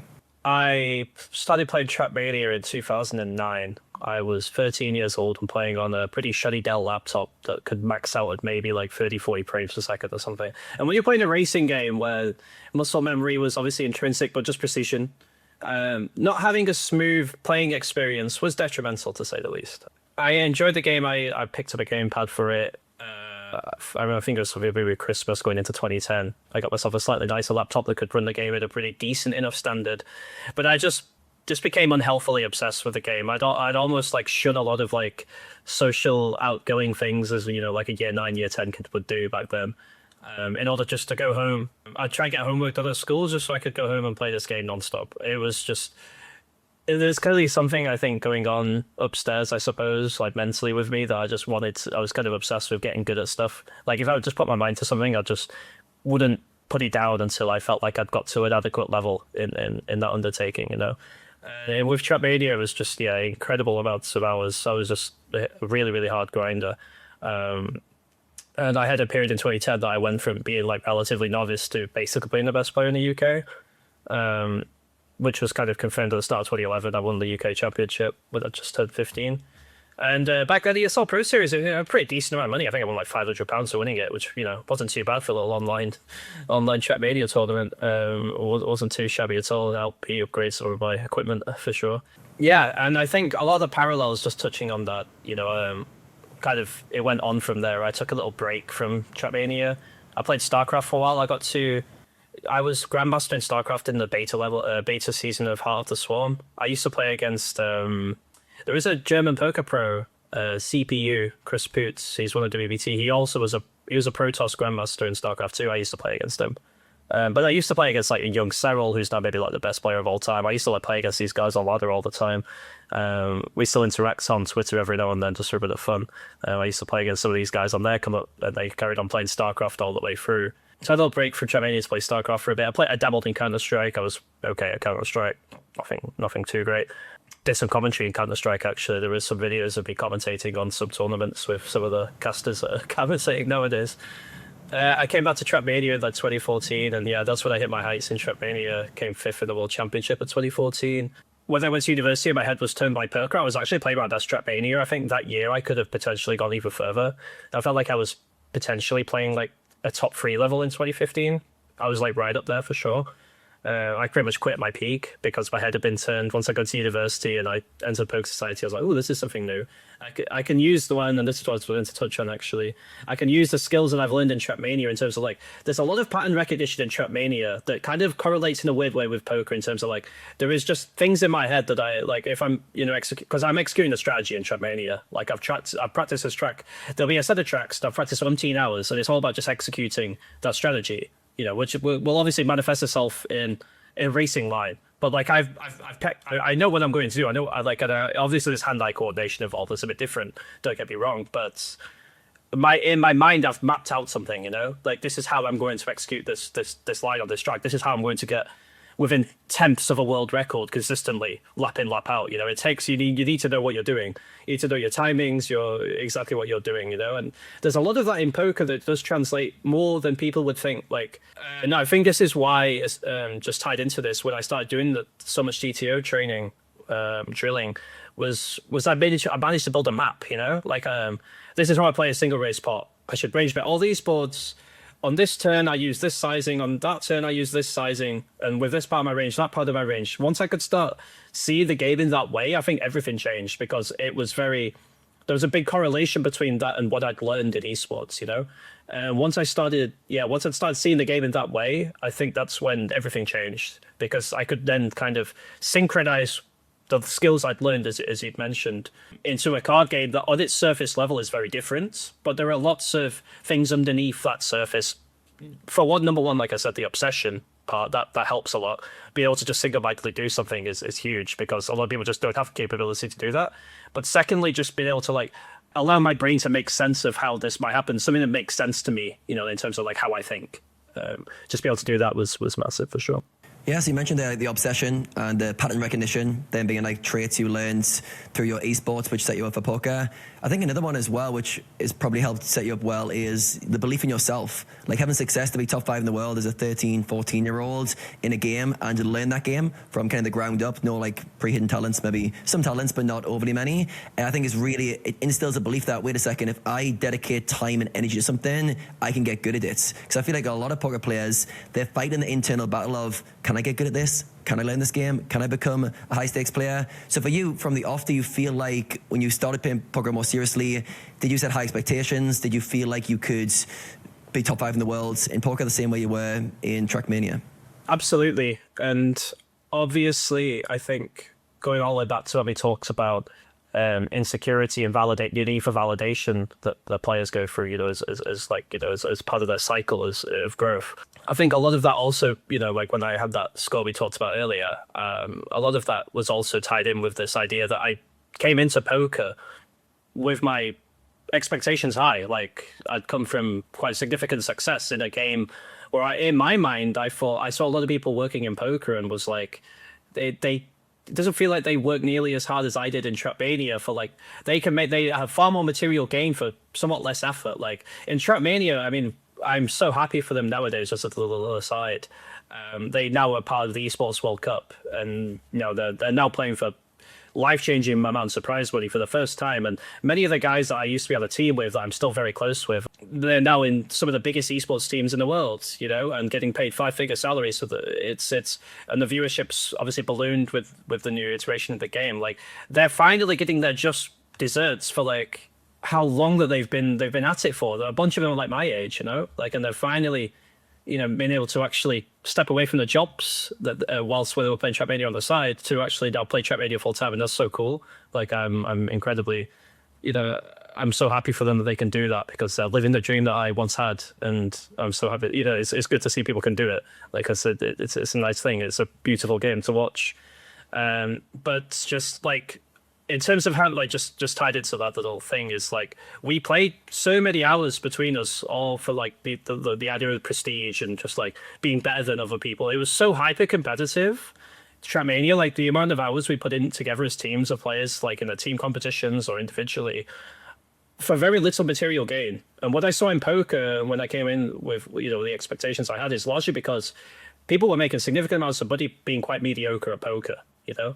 Like they were obviously turning up and putting their hands in, putting the volume in, but like in terms of their actual skill level, I thought there's a lot lacking here, surely. So yeah, I expected a lot of myself as a result of that, and you know, I've had to obviously temper expectation and rewire things here and there, but I always did have that self belief as you touched on, just, you know, coming from that kind of the esports mindset. It really helped leaps and bounds in that respect. I also think there's one other thing. I do remember the first time I played on a live studio final table was at WPT Florida, and I was, you know, looking to win that tournament a few years ago. I played on stage multiple times in Trackmania, including like in front of a very large crowd in Poitiers at Gamers Assembly in 2015. So, you know, the fact that, you know, cameras were in front of me and there were bright lights, I had a pretty big leg up over maybe some other live regulars that didn't really faze me. That people were watching me, that I knew eyes were on me, I knew there was a stream on, and you know, whereas like that is pressure for sure, you know, like, you know, your friends or family are watching, it's something that's always going to be in the back of your mind, you know, you could always just say, oh, it's easy to cast this away. It's not. It really isn't. It does take something to do that, and I think one of the very underappreciated kind of traits I built in esports was being able to perform under pressure, because so much of the late game stages of tournaments, especially if you're playing in these championship series, and maybe it's something I maybe elaborate on often enough as an edge that I think I probably have. You know, it's never, you can never just say objectively that this is my edge, but I am pretty confident that within some interval that this exists, is that I can kind of perform well late game. I feel like I do. It's one of my strengths because I've played so many high pressure tournaments in esports where like in trap media is all about just like hitting insanely precise lines with everyone watching you and your heart going, you know, like I think it's a real superpower. And, you know, for other people that start to come up to the high stakes, or they start playing these like, you know, like Tritons, for example, that have like 20,000 viewers or whatever on YouTube, or like, it's really easy to like crack a little bit and just like let the emotions just cloud your mind and take away from the actual detachment and thinking about the decision you need to make in that moment with your hand. So I think there's a lot there. There's a lot there that's probably underappreciated. And it's pretty hard to replicate it unless you've had this kind of prior experience somewhere. I've obviously like high level sports players, if you know, if you know, some of the more mindful ones came into poker, I think that would be one of their big leg ups that maybe doesn't get talked about enough. Yeah, absolutely. And as you mentioned there, performing under pressure takes experience in that kind of environment, or in pressure environments, to have your body react. So in high pressure environments, generally cortisol is elevated, adrenaline, you feel your heart racing. And for a lot of people, that makes the mind freak out because you're like, oh, I don't feel myself. I don't feel normal. But high performers and yourself who've had a lot of experience with this, you realize, this is just normal. This is just pressure. This is just a big moment. This is just me ready to show up. So for you, when you're able to perform at your best, what are some of the things you maybe do subconsciously, but that allow you to perform well? Because a lot of players will be listening to this and they'll be thinking, I'd love to perform under pressure, but when my heart rate's pumping and adrenaline's flowing from my body, I just feel out of control. People have that out of control feeling, the mind gets a bit blurry. You feel quite calm. So anything you do or anything you've done to kind of gain that kind of comfort with high pressure? I definitely wouldn't say that I feel calm. I mean, I think almost everyone gets a little bit of a heart rate spike or something like that. You know, the cortisol is obviously going to be going, but I think it's the way that you channel it, you know? And I think a lot of that maybe comes from pressure or just how your brain's wired. Maybe there's a bit of both going on. I just seem to be able to dial in more. I'm just able to see some things that I don't usually see. I mean, not don't usually see. It's more like I can clearly see the things that I think I've seen before in a solve or something. Like I can kind of just see a pattern just there because my brain's just working a bit more quickly. I'm able to just kind of, I don't know, just detach from external pressures in that moment pretty well. I think it is something I do pretty well, if I'm being honest. No, the way you describe that's perfect, because the way I look at it, in high pressure scenarios, we all have the same physical responses. Heart rate's elevated, cortisol, adrenaline pumping, and you feel that extra energy. How you use that energy is everything. If you start freaking out, going, oh my God, I need to calm down, I'm not my normal self. If you channel that into performance, you've actually got more fuel for the brain. You actually can lock in. You can almost go, right, let's go. Heightened adrenaline, yes, let's go. This is my best. And for you, you've built almost like a sample size with yourself that you perform well when this happens. You've got world championship experience in esports. You've got lots of moments where you go, this is my body doing what it is. Great, let's go. Showtime. Let's lock in. So the pressure brings out certain traits and attributes in you that you're comfortable with, and the body still responds similar. I think that's the key. And other people who aren't there need to learn to feel more comfortable in their body and channel that in performance. I think channel is a word I'd underline many times. So I feel like you can learn to channel your physiology into performance rather than overwhelming the mind. So yeah, very good lesson there. For you, I think from the outside looking in, I can assume esports is somewhat linear in terms of reps done to kind of progression, but poker kind of doesn't work that way. There's no kind of linear path to success. I know you had early successes in terms of results, but then during early COVID in particular, I know you went through a real dark patch and you were stagnating and you lost a lot of buy-in. So if you talk us through like early COVID period where things weren't clicking for you, you went in the biggest downswing, and how did you deal with the challenges and maybe expectations not being met for the first time? So I was pretty fortunate at EPC Barca 2019 to have been sort of a high stakes player. And, you know, I talks about my bankroll really hadn't got anywhere in like that period since the Frill win in 2017 at the end of. I know I'd had near misses and I was winning on wine, but I was largely just giving it money back live, just like gallivanting too much, if you wanted to put it in that sense. But I bumped into this player at EPC Barca 2019. We ended up forming a friendship that, you know, I still hold very close to this day.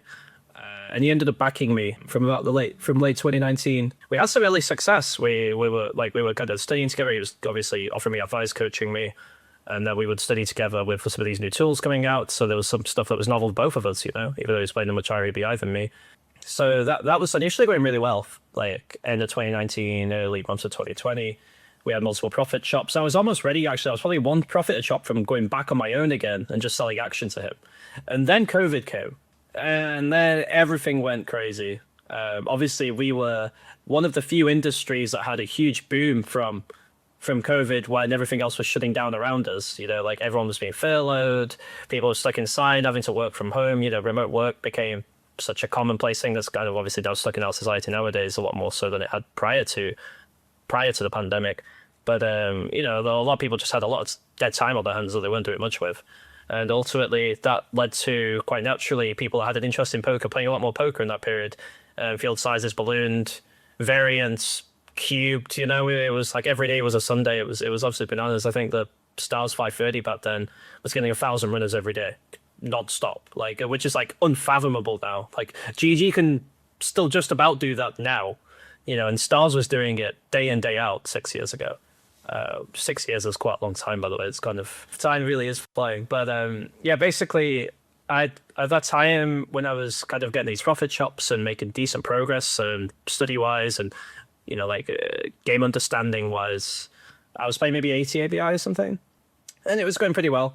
But obviously, as these field sizes ballooned and I'm stakes under an ambitious high-stakes poker pro, he wants to push the boats out because there's a lot of EV there to be made, theoretically. And theoretically is a key word here.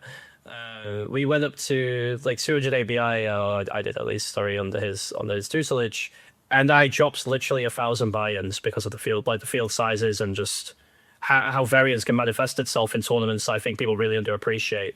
You know, like, again, when it comes to like game selection, field size is also a massive thing. You very rarely see morning grinders or afternoon grinders have any kind of meaningful swings if they have big edges over their fields. It's almost like cash-esque in terms of how consistent the profit can be. Whereas, you know, obviously field size is the biggest swing indicator in terms of standard deviation. Like, it's you can just like go up and down here, there, everywhere. Which is obviously why live poker can be so, you know, kind of captivating yet incredibly demoralizing at the same time. A lot of it's tied into this, and just the magnitude of field size of its impact on variance. So yeah, I basically, I think I was holding a pretty steady like 5 or 6 EV big blind per 100, and I was obviously playing nowhere near my best, because when you're turning up day in, day out and getting crushed, it's really, really hard to compartmentalize it, especially when you're playing stakes you're in territory unknown for you. Like, I'm playing higher stakes before I'm being pushed into 1K series events now consistently for the first time in my career. Like, obviously I was like dipping in and out of them a few years prior, but this is the first time I was playing them consistently, turning up to play a 500 every day consistently. It was a real struggle, to be honest. And obviously the biggest problem that one runs into being staked is once you're in this like 200k hole at 200 ABI, whatever it was, you're wondering how you're going to get out. Like, you're like, I need to win the Sunday Million to get out of it. Like, that's like such a crazy kind of uphill battle you've got to face like every single day. Like, how do you get past that? How do you just like detach from that? It's hard. And obviously this then leads to the naturally quite leads to the breakdown often of such relationships, especially like, you know, these large form stables have got a little bit out of fashion in terms of, in favor of coaching for profit. And a lot of it comes down to this, because as people push up to the higher stakes, ROIs shrink, and if field size is still big like on GG and structures get worse and rate gets higher, lots of different things happen. That cuts into your bottom line, and then your variance just amplifies beyond control for a set of players if they're under your wing. You know, in theory, you might be making Sklansky bucks, but the reality is like the way that you get there might just not be tenable, even for a backer, right? And that's why we see so many breakdowns, I think, nowadays, and why coaching for profits have kind of largely taken over. But basically, struggled for months on end, and then September WCOOP, as it happened, I had a 2-day period. I came second in a 400 bracelet event on GG for like 170k, and then the next day I bagged the FT of the 1k 1 mil WCOOP and came like 5th. To make all of it back and have a little profit shop within 24 hours. Like, it was just how do you get 1,000? How do you get 1,000 buy-ins under it and then just get out of it in like in a blink of an eye? You know, that's just the crazy format that tournament poker is. And that's, I guess, if you're going to learn anything from that, is if you do truly believe that you are winning. And I think the biggest thing was, firstly, my backer, obviously it would be very minus EV for him to drop me at this point. That's something you've always got to remember. Like, you've got to remember if you're staking someone. If you can carry on affording to do it, it is in your best interest to do it, because obviously, otherwise you just forfeit the money if you drop them. But secondly, we were working hard enough behind the scenes after our sessions, and we were looking at my win rates consistently and, you know, different kind of stats I was running, etc., that I had a provable win rate for sure. Like in terms of at least the BB per 100, obviously BB per 100 isn't nearly the same be-all end-all metric in tournaments as it is in cash due to, like, you know, risk premium considerations and you know, negative equities needed and PKOs and things like that. But it's still a pretty good indicator. Like, you're not going to be a good winning tournament player if you have a losing BB per 100, because how are you making chips to accumulate all the chips in the tournament? Otherwise, it's still a factor for sure. And I think we had enough confidence that I was still winning, so I largely just had to just turn up and keep playing, you know, which as hard as it was. I was probably quite lucky in the sense that obviously there was every day was a new opportunity with such field sizes, but also, in a sense, what else was I going to do during lockdown, you know? If I wasn't going to be playing, what else was I going to be doing? Just sitting around doing much? Maybe start playing video games again? Like, there's things I could have done, don't get me wrong, but I think the self-belief was still there, you know, and as we talked about earlier. And yeah, when I got out of it, I've never really had a swing like that again. I had a pretty bad Vegas 2023 or something, but I thought that was kind of child's play in comparison to what I experienced in 2020 for sure. 1,000 buy-ins down, 200k in the hole with a 5 to 6 BB, 100 win rates. Still got the belief, still didn't break. I think that's like kind of the lesson you probably learned about yourself, that no matter what poker does to you, you can still keep showing up. So yeah, I'm curious to know, like, is there anything you tapped into? You mentioned like, one, what else am I going to do? You mentioned I just need to keep being there. You mentioned like kind of looking at your win rates.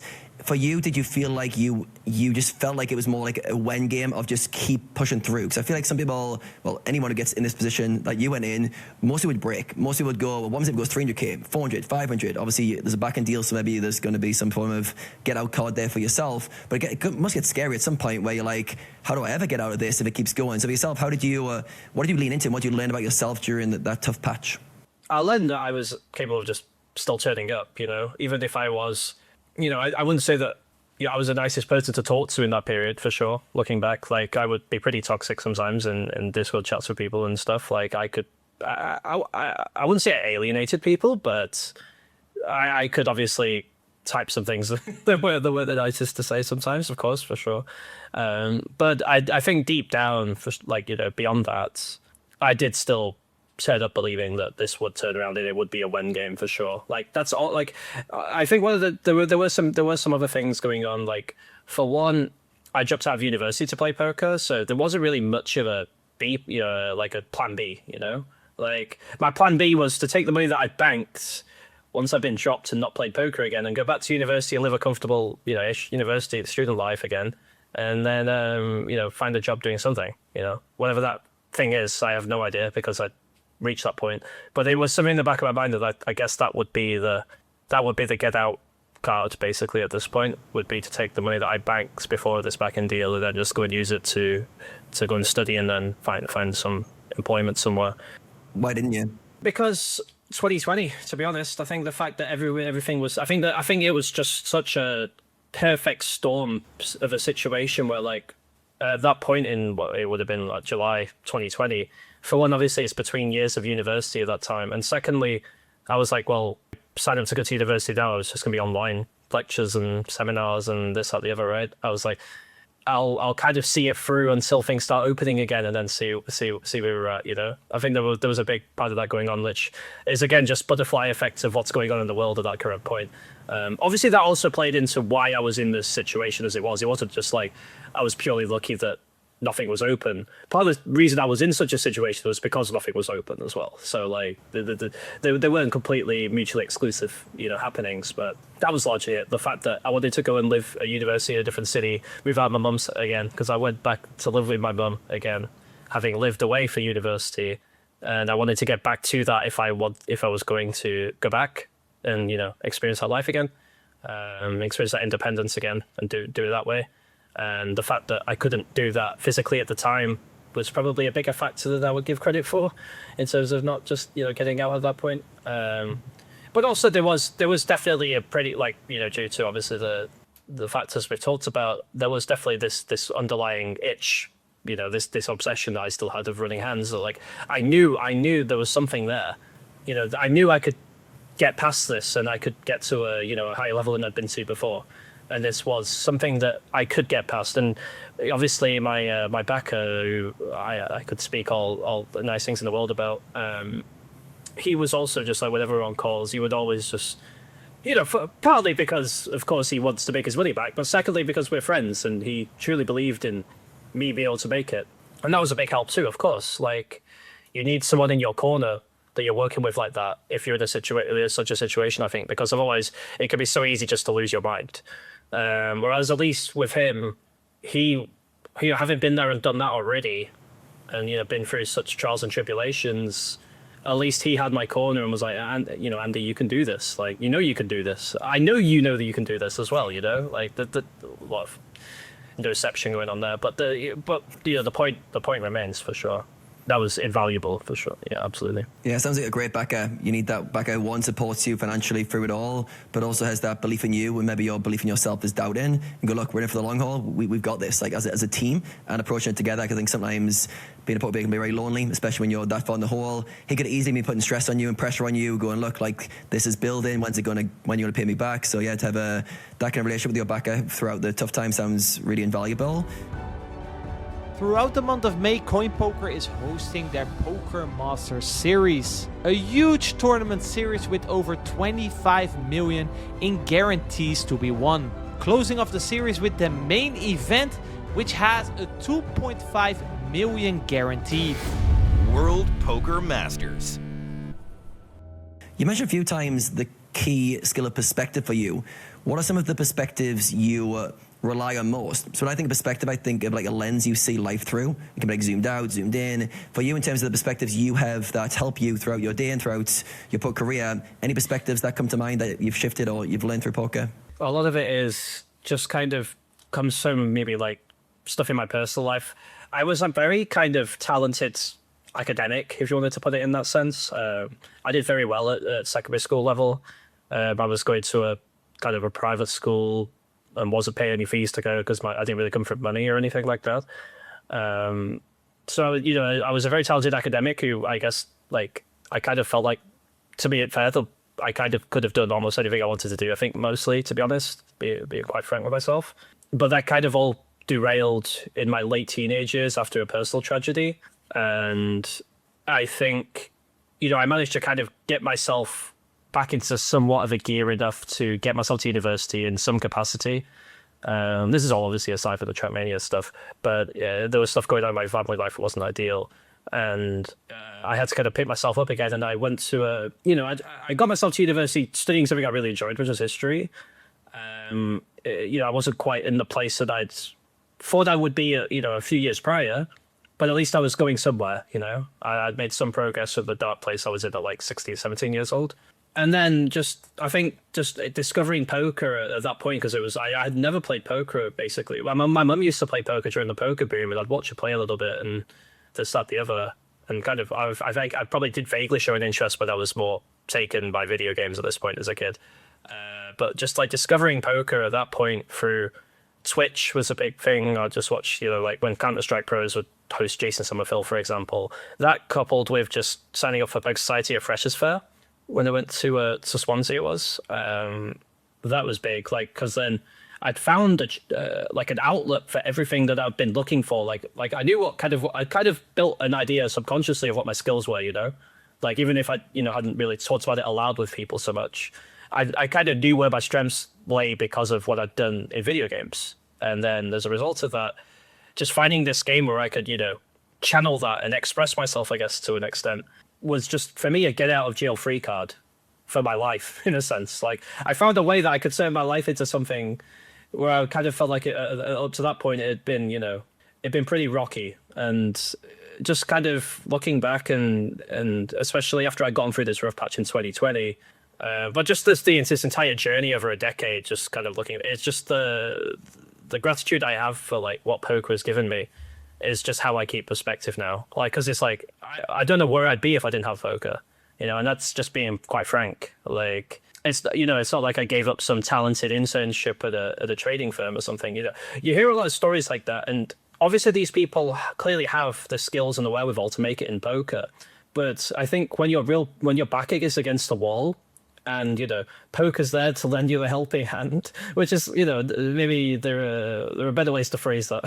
I think that's ultimately where a lot of my perspective comes from, is that, like, if I wasn't doing it, like, I always come, if I ever have a period of demotivation, for example, I always, eventually my brain will come back to, well, Andy, if you're not doing this, what else are you going to be doing? Like, and when I don't come up with an answer, it's like, well, time to get back into the solver again, and then get back into the grind again, and set up and try to be the best version of myself when I'm playing, at least. It feels like poker came at a time for you to really align all your skill sets you developed and your interest into something that you could monetize. Your gaming background had all its positives, but it was never, at that time of the generation you were in, was never going to lead to a monetizable career, although if you're stuck long enough it maybe did. But yeah, I felt like poker was the kind of thing you could get nerd out on. You could really use the pattern recognition skills, really play a game at a high level, but also create the life you want from that. And maybe that was the first time where you're like, the path actually fully aligns for me now, and maybe I don't need to make sacrifices, and I can actually have the life I want and play a game. I think all poker players relate to, I play a game for a living, and how cool is that compared to what most people spend their days or their careers doing. Rene, for you, I'm curious to know, if you weren't a poker player, what do you think you'd be doing with your time and energy? That's a good question. Well, originally I'm a web designer, graphic designer. I've always been a creative guy. I mean, we're making content right now, right? So probably I would say something around content creation, design, something creative, marketing, agency type of vibe. Probably you'll find me there. I used to do in my university, I used to record things for TV, for like a TV channel as well. So I'm not new to being in front of the camera as a presenter, editing, all this type of stuff. So probably something around that realm. That's probably where I would have ended up. You already mentioned that there was a period, I think during COVID, where you were stuck for a couple of years. Was there like a specific stake that you were trying to break into? And if so, what do you think your game was lacking to successfully move up? What did you have to improve? I heard you say earlier on as well, you said I simply wasn't good enough for the stakes that you were trying to play. Yeah, what kind of difficulties came up, and what did you have to improve in order to make it to the next stake? I'd say the biggest breakthrough I had was, for one, the wall, as you mentioned, the stake level would have been probably around 530s, I'd say. Maybe the tougher 215s, but certainly the 530s in the one case was where I was struggling to, make a mark. Like, I consistently won money below that, like 109s and below. I'd made money since 2017 without really too much issue. But it was just whenever I tried to go beyond that, I'd struggled. The biggest things I would say that I learned that helped me, and to be honest, they actually gave me a bit of an edge, to be honest, as well. For one, I kind of started to better understand value thresholds, like, what a good hand is and what it isn't at different stack depths. That's obviously huge for sure. The second thing was just learning how to play polar ranges properly. And what I mean by that is that you don't need to bluff with equity. The kind of removal and unremoval, like blockers and unblockers, what that means is, instead of just using buzzwords, like, what does that mean in terms of how I bet in position again on turns? What kind of different sizing schemes should I use on various innocuous cards versus, completing cards that, shift equity and, bring equities closer between two ranges? A lot of it was just heuristically like that, and that was just like in this period where I did so much drilling, together with my backer sometimes too. We'd do it together on calls, just kind of platforming from that. Just to give an actual example, a case study, like in DTO, I think I've done, at least on this current account I have, and I've had a couple of accounts with DTO because I did some work for them as in an ambassadorial world for a little while, so I got like a free rolled account while I was doing that. On this account alone, I've got 40,000 hands of DTO, and that's post-flop. That's not pre-flop. That's all post-flop stuff, and that's not like multi-tabling. That's me playing one hand at once. And obviously, like, if you top that up, that's a lot of time, because I really like stew when I play those hands. I don't like quickly go through a hand unless it's be rage betting a flop or something. So so then I've probably had an account that before that as well that had numerous thousand hands. So I've probably done about 50, probably best part of 50,000 hands in a GTO trader. So that was, what you might coin the hard way, like learning to actually play equilibrium bet sizings, appropriate bet sizings, why they exist, well, like the equity disparages that we're looking for. That was when I started making those connections in like this gamified way and building those patterns, that was when I managed to finally bridge that gap, I think, because there were just gaps in my knowledge in just terms of the game tree, in terms of how to bluff appropriately in position, in terms of sizings, like sizing schemes, why they exist, what the bottom value thresholds are. Just when I started to finally connect those dots in a more accurate way with a purposeful study, that was it. I think that was the biggest bridge, and it was just reps, just like a quite obscene amount of reps in a quite short period of time. So you already, you mentioned trainers a couple times, I think, already throughout the conversation. Obviously, people trying to move up and they keep on getting thrown down. They know that they have to improve something, but often don't really know what and how. So how did that process look like for you? How did you go about identifying what was going wrong, and how did you then go about fixing it? And how did that like shape your study philosophy, your study routine? I mean, I just had to accept I needed to get better. That was, I just needed to, this is the first point of real kind of self-reflection I probably had in my poker career, to be honest. I just knew that I'd stagnated. I started to become self-aware of it. And I knew to bridge, to make that next step, something had to change, something had to give. And it was just like great timing that it was in 2019 when DTO was first getting kind of peddled by Hossein Ensam won the main event wearing a patch. And then obviously the software launched towards the tail end of that year. It was the first time that we had dedicated MTT spots in GTO trainer format. This was still before even Odin, I think, was still a little bit further away from coming out. I think range converter with the dynamic preflop ranges leading to actually, obviously they were just kind of visualized Monka solver ranges, but like that made a big difference, just learning heuristically how those worked, even though they were largely all chip EV. Just even understanding how that worked was pretty massive, because now we actually had actual charts that made sense as opposed to just like pretty mundane ones based off ICMIs or other things like that, or just pure vibes almost sometimes. Just kind of embracing all of this stuff, because I was still very much a clean slate of a poker player. I think one of the biggest hurdles that one runs into, and this is also tied into when I often work in terms of a coaching role, I'll often prefer working with someone who's quite green, whether someone that's been in the game for like 15 years, is that old habits die hard. And I think I was quite fortunate in when all this stuff was really starting to come out, and the growth of poker software was being accelerated. I was still pretty much a clean slate of a poker player, and I had the self-awareness even at this point just to be like, okay, I need to kind of completely rewire how my game works. I just had to hold my hands up and kind of be honest with myself, and just knew that I had to just change the way I thought about the game. And it can be a lot harder for people to do that have been kind of playing for a much longer period of time and are a lot more set in stone within their ways, right? So I think just be able to have the accountability to step back and do that was the biggest thing, and then just kind of completely changing how I approached thinking about the game in terms of expected value through just hard arduous hours in the trainer. There was no way around it. I just kind of went through lots of different spots. Started with the single raise pots, then moved into, free bet pots, cold call pots, just kind of just did it cyclical, really. I'd, do a set amount of hands in a low jack versus big blind, then do button against big blind, single raise pot, then do, like low jack button free bet pot, or then do, low jack button single raise pot, then do low high cut off button single raise pot, and how they're different. Then do like button against the blinds three bet pot, low jack against the blinds three bet pot.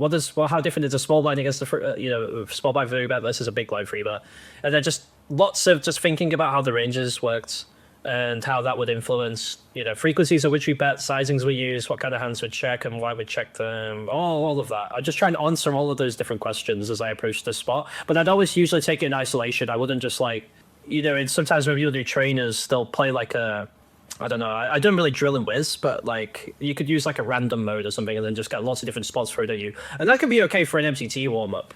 But when I'm really trying to dig into something heuristically and improve in a situation, I will focus on that particular spot in isolation. So I'll play low jack against big blind single raise pot, for example, and just play lots of different boards in that spot. Maybe explore the aggregation reports, and then just like kind of learn through then just like trial and error of just playing the spot against the robot, getting put in the bin over and over again and learning from it, basically. You mentioned a lot of spots. How do you help prioritize what to work on? It's kind of the same what we talked about earlier, right? There's so many tournaments you can play. You mentioned, looking at the structure, very important. How do you prioritize what to study or what to drill, as that seemed to be one of your main forms of studying? The frequency at which they come up. So single raise pots should be priority number one for sure for anyone studying, I think, because they come up most frequently. Being very, very dialed in with single raise pots and just how they work is massive, because that's how wide you should defend a big blind in certain situations, where you should open, and what your different approach on the having a high 50s button range versus a mid 20s low jack range. They work very, very differently. Just getting to grips with that. Add the different stack depths as well, because obviously value thresholds are very tied into the stack to pot ratio we're playing, which is as a result of the stack depth that we're at. So just doing it that way. Then doing I'll probably do cold call pots after that, although cold call pots can be tricky. And obviously cutoff button plays very, very different to low jack button, for example, because cutoff is opening a very wide range and the button's quite tighter, albeit capped at the top a little bit. Whereas low jack's opening a much stronger range than the cutoff, and the button's not playing too dissimilar a range. Maybe he's playing slightly tighter, but not too much tighter. So that those spots will play very different in terms of the opposition's approach. I just do it like that. Then do 3-bet pots in position, out position. Obviously, when you do 3-bet pots, you want to focus on button against the blinds, because it's most frequent, because it folds the button and they open a lot, and then the blinds 3-bet, especially at some reasonable depth, they 3-bet high teens percentage or whatever. So that comes up it's quite a commonplace spot, obviously. And, different stack depths will mean you play very differently on different subsets of boards. So just kind of do it that way. Changing your depths is very paramount when you do this stuff for people that are kind of maybe a more novice with this. You've got to take different stack depths as almost a new spot. Like playing low jack big blind 100 and playing low jack big blind 20 are just completely different. Playing button big blind at 20 versus playing big blind at 80 is completely different. They just play intrinsically. Some of the concepts and heuristics that you have to try and map out in your mind are just very different from stack depth to stack depth. So you just kind of have to cycle through all this stuff, and it's just an infinite kind of bottom hole, black hole of things that you need to study. And the best you can do is just kind of circle around them as best you can and try and build the best kind of solid fundamental game plan. At least in my mind, that's how I approach things. Yeah. What about pre-flop and then ICM, final table, especially in MTTs, right? That seems to be where most of the money is. I recall talking to, I think it was Jans Arends on the pod as well, and he basically said, 90% of the time just goes to pre-flop and ECM, because, that's where all the money is made. I think that's overblown. I do agree that for sure, in terms of the dollar EV in a snapshot, those moments are critical. And for a narrative of a tournament, they're also critical.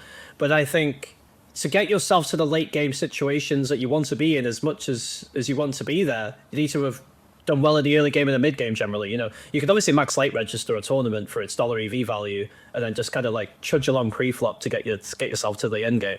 But very often when you have a big chip lead, and especially in these slower structures, and reap the rewards for that in terms of your prize pool share, it will often come from having toiled day 1, day 2. Obviously the cards will have very often gone in your favor, but a lot of it will be a deep understanding. You might have run a big bluff in a 3-bet pot because you've studied that spot 100 bigs deep, So to set yourself up for a deep run in the tournament, I think that is a little overblown. There's a lot of truth to that, for sure. And in terms of pre-flop, GTO Wiz can be a pretty decent starting point for people dipping their toes in how risk premiums work and where we might, not cold call it open anymore and just play 3-bet only, and for what reasons we're doing that, what kind of stack off thresholds are we looking at, exploring what risk premiums mean in terms of a bubble factor, and what these numbers mean, and how much added extra equity we need to get it in, basically. But a lot of that just comes from kind of quite dry GTO Wiz I use HRC mainly on the server to do this stuff a bit more precisely with hand examples, but yeah, a lot of that's just quite arduous, dry stuff that you just have to learn kind of the key heuristics behind why you might do one thing or another. Also on the other side of the coin with regards to this, a lot of people always talk about ICM in terms of I wouldn't say negative limelight, but they always focus on the tightness at which something happens. There is a huge other side of the coin with ICM, and obviously this ties back to if you have built these kind of big stacks. I often do pretty well building big stacks because I turn up early for tournaments, and the times that I kind of go deep in the tournament, I'm pretty often one of the biggest stacks. It happens quite frequently just because of how I approach things. Usually that means it's the other way around. The shackles are off, and you actually are playing quite significantly wider than opposed to just playing tighter. Whereas, if you take this max late reg approach, it's not that often that you kind of build up a tournament chip lead from that situation. You're kind of often like a middling stack and, subject to quite decent pressure with that regard. Whereas if you're like a chip leader on a final table, a big chip leader, the amount of things that you could do on the button versus like an open is crazy of like a mid stack. And a lot of people just seem to think you should free bet them all the time. That's not true. Like, what you can kind of do is lead on them post flop, and that's again where it comes back to like learning your heuristics of how post flop works. And obviously this gets amplified when the opposition player has extra equity it needs to call every street against your bets, against your pressure. It means you can really just start pushing them around. And then how that manifests itself is that you can just start flatting some joke wide hands on the button in ICM situations as a chip leader. So it's not, I think a lot of people paint this like ICM model in terms of just like, oh, it's so tight, everyone just plays free bet or fold and it gets kind of boring. Or obviously we start to have click wars again now because of this risk premium idea that we used to have like 12 years ago, or like what people had 12 years ago, 13 years ago. They've kind of come back with a vengeance due to this understanding of the model. But there's so much more beyond just like pre-flop, oh, you got to free bet this range and you can't flop pairs anymore. That's all very well and true in a lot of these GG structures when there's like quite a significant amount of risk premium F2, final 2 tables, final 3 tables, and there's not much maneuverability. And again, this comes back to the structure things we talked about earlier in the podcast. When you're game selecting, this is again something that's really, really important to look at when you choose games. But yeah, there's just so much more scope beyond that, especially in these scoop events, these better structures, deeper stacks. If you build this chip lead, there are things that you can do to like kind of the model's malleable in your favor. You can really just basically bully people, and that can be quite fun. There are some outputs you get in solves where you can do some really jokey stuff, and that kind of like lifts my spirits a little bit. It gets the juices flowing when that happens, and that's kind of how I see those like late game situations. There's a lot of respect you do need to offer when you are in that pressured situation, and I don't veer away. I try not to veer away from that, but I try to take liberties where I can, personally, and I feel like that's worked to my benefit for the most part. Again, could be just sample size bias, but I seem to feel quite confident in that. Yeah. Throughout this pod, you've dropped words like heuristics, concepts, principles multiple times. Have you always thought about poker heuristically, or was that something that you got taught along the way? I would say a lot of it stems back to that period of drilling. It was just such a key period, that 2020 year. It's kind of funny. Like, I don't even really well remember how I thought about poker prior to COVID, which is kind of mad. Like, if I try and think about hands that I played back in 2017, 2018, I can vaguely remember some of them, but I can't really well remember like what I was thinking in terms of how I was, approaching the game back then. Because I was, I feel like I've come such a long way, and I've kind of disregarded so much of that stuff, and I really rewired how I think about the game, like quite truly, that I struggle to remember. Like, a lot of people can recollect hands they played 10, 15 years ago, why they did things. Like, I can pretty well remember hands for quite a few years back, but it always like kind of, there seems to be a stop somewhere where I think I just kind of completely changed how I play poker. And I could kind of largely make sense of things that I've done since then. But prior to COVID, I just can't really remember why I did things. I remember like a lot of it might have just been like scared, lack of understanding, feeling pressure of situations for sure, just like kind of thinking back. But there were some hands where I feel like I folded 2-pair for no reason, where I could beat value. Like, there were just lots of really silly things I used to do. And I can't really make sense of why I ever used to do those things, because I've kind of, moved on from that and trained myself to just think about the game in a different way. And there was definitely a period, like I said, that I just completely just rewrote the scripts with my poker approach, for sure. Well, now that you've cracked the code, so to speak, right? You've established yourself at the high stakes. What do you think separates the high stakes recs that you play against now daily from like the mid stakes grinders? A willingness just to be wrong is massive. Like, it feels like a lot of the insecurity I see from mid stakes players is like, it's really this is actually kind of funny. I have a gripe with this, that a lot of players, like when we talk about, not to pluff on too much on what Jans was talking about, because it's very true. And Jans is obviously an incredible player, don't get me wrong. But a lot of players have taken this blueprint of the ICM model and seem to think that there's just because like you have to stick to the chart in every single situation, and like that's just not true. Like you make edge against poker against when you have an edge on someone, and if there's a chance for you to VPip and make edge against someone, you should probably use your actual creative juices and defer a little bit away from charts. I mean, cash players are really good at doing this actually, for what it's worth. Obviously, when they game select and pick games where there's a clear recreational standing out, they're going to go out that way to play hands with a recreational because that's where they're making money. That's just 101. That happens in tournaments too, especially when you're playing some of these real small field high stakes games. If some of the bigger VIPs sit down that I won't name, you should be trying to play hands against them a little bit wider than convention. And I still think that rings true even with a little bit of like risk premium as it were, because they're still going to make quite massive mistakes compared to the average person. I think a lot of insecurity that mid-stakes regs kind of have, that high-stakes regs maybe largely shed the coats of, is like they're scared of being wrong. Like they'll often just make a suboptimal or too-tight decision because they're scared of like being shown up or something. If they FT like a big 109 scoop event, they'll just not make a play because what if my cohort see it? What if my stablemates see it? What if my study group see it and they berate me for this? Like, but if you have quite true confidence in approaching something and you feel like you've seen something that makes sense to you, then you should probably pursue it because there's something going on probably intuitively that you've understood. There are a lot of people that like I see full pairs in the small blind of like 35 bigs where it's just not warranted at all, and it's just because they're trying to extrapolate something else they've seen that just there's no logical coherence to the current situation they're in. Yes, in some real situations, you don't really get to VPip a small blind versus opens when you're covered, and you generally just play re-raises as an idea. But there are many situations where you just have a suitable enough depth where you could just go back to clicking call in a small blind again. And not doing so is just leaving money on the table immediately in one decision that you've made by clicking the wrong button. Never mind seeing a flop, never mind seeing a turn, And I think a lot of high stakes players are willing to go the other side of the coin and get something wrong and get shown up in a replay and get, obviously the high stakes replayers get seen the most of any replays. If someone just makes a play, it'll get talked about, but they'll have the self-confidence and the kind of willingness to be like, yeah, I got it wrong. It happens. The biggest thing you could do is learn from it. Maybe some players don't learn from it. Maybe some do, and that's really the difference between some of the high stakes players.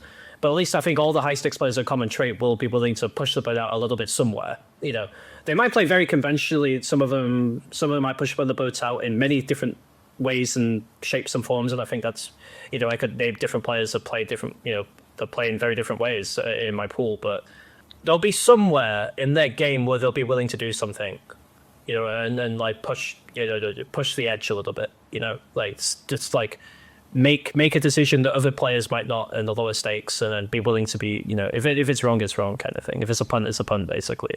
Yeah, I think that's the biggest thing I would say. There is actually one more thing. I feel like there is a really big contradiction in like how people approach the ICM model from pre-flop to post-flop. Like, and what I mean by that is they'll really adhere to this blueprint of we can't invest money with so much more extra equity required to get it in. And if we're going to start playing this clicking war and like never flying free bets and only 4-betting and representing aces or ace king suited or whatever it may be, or kings plus, whatever it is, and then we just jam if we have queens or jacks, so maybe ace king off or something or whatever, and then maybe ace 5 suited, how you see like every run of the mill online FT executed nowadays, to be fair, to a large extent. There seems to be a real contradiction in how one approaches that and one approaches post flop as and when it occurs. Like, people seem to then kind of default to their chip EV principles when the pot's actually already ballooned. Like someone's defended in the big blind, for example, and they're like mid position.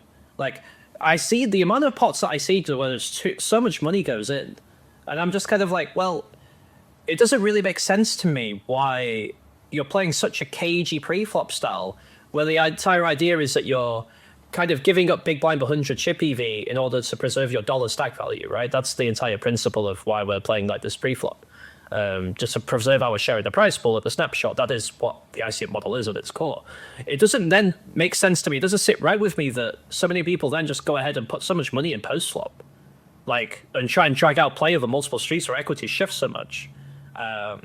a lot of play that ends up happening is that players either like cooperate in a sense where they just kind of keep pots small and play like kind of small bally against each other, or if you're covered against a big stack, you kind of either decide to play a check strategy or you just put all the money in now very often. Like there are boards where you'll end up just like overbetting and just get all the money in now with your overpair because like I do not want to see any turns and rivers of Shiffy equity because the amount of equity extra I need will probably not be prerequisite for me to invest more money in the pot other than right now. So I think a lot of people just drag out like the variance of post-flop, which is just a complete contradiction of how they approach pre-flop. And again, it just comes back to actually maybe taking a step back and think about the game in terms of its principal core, as opposed to just like regurgitating a chart, you know?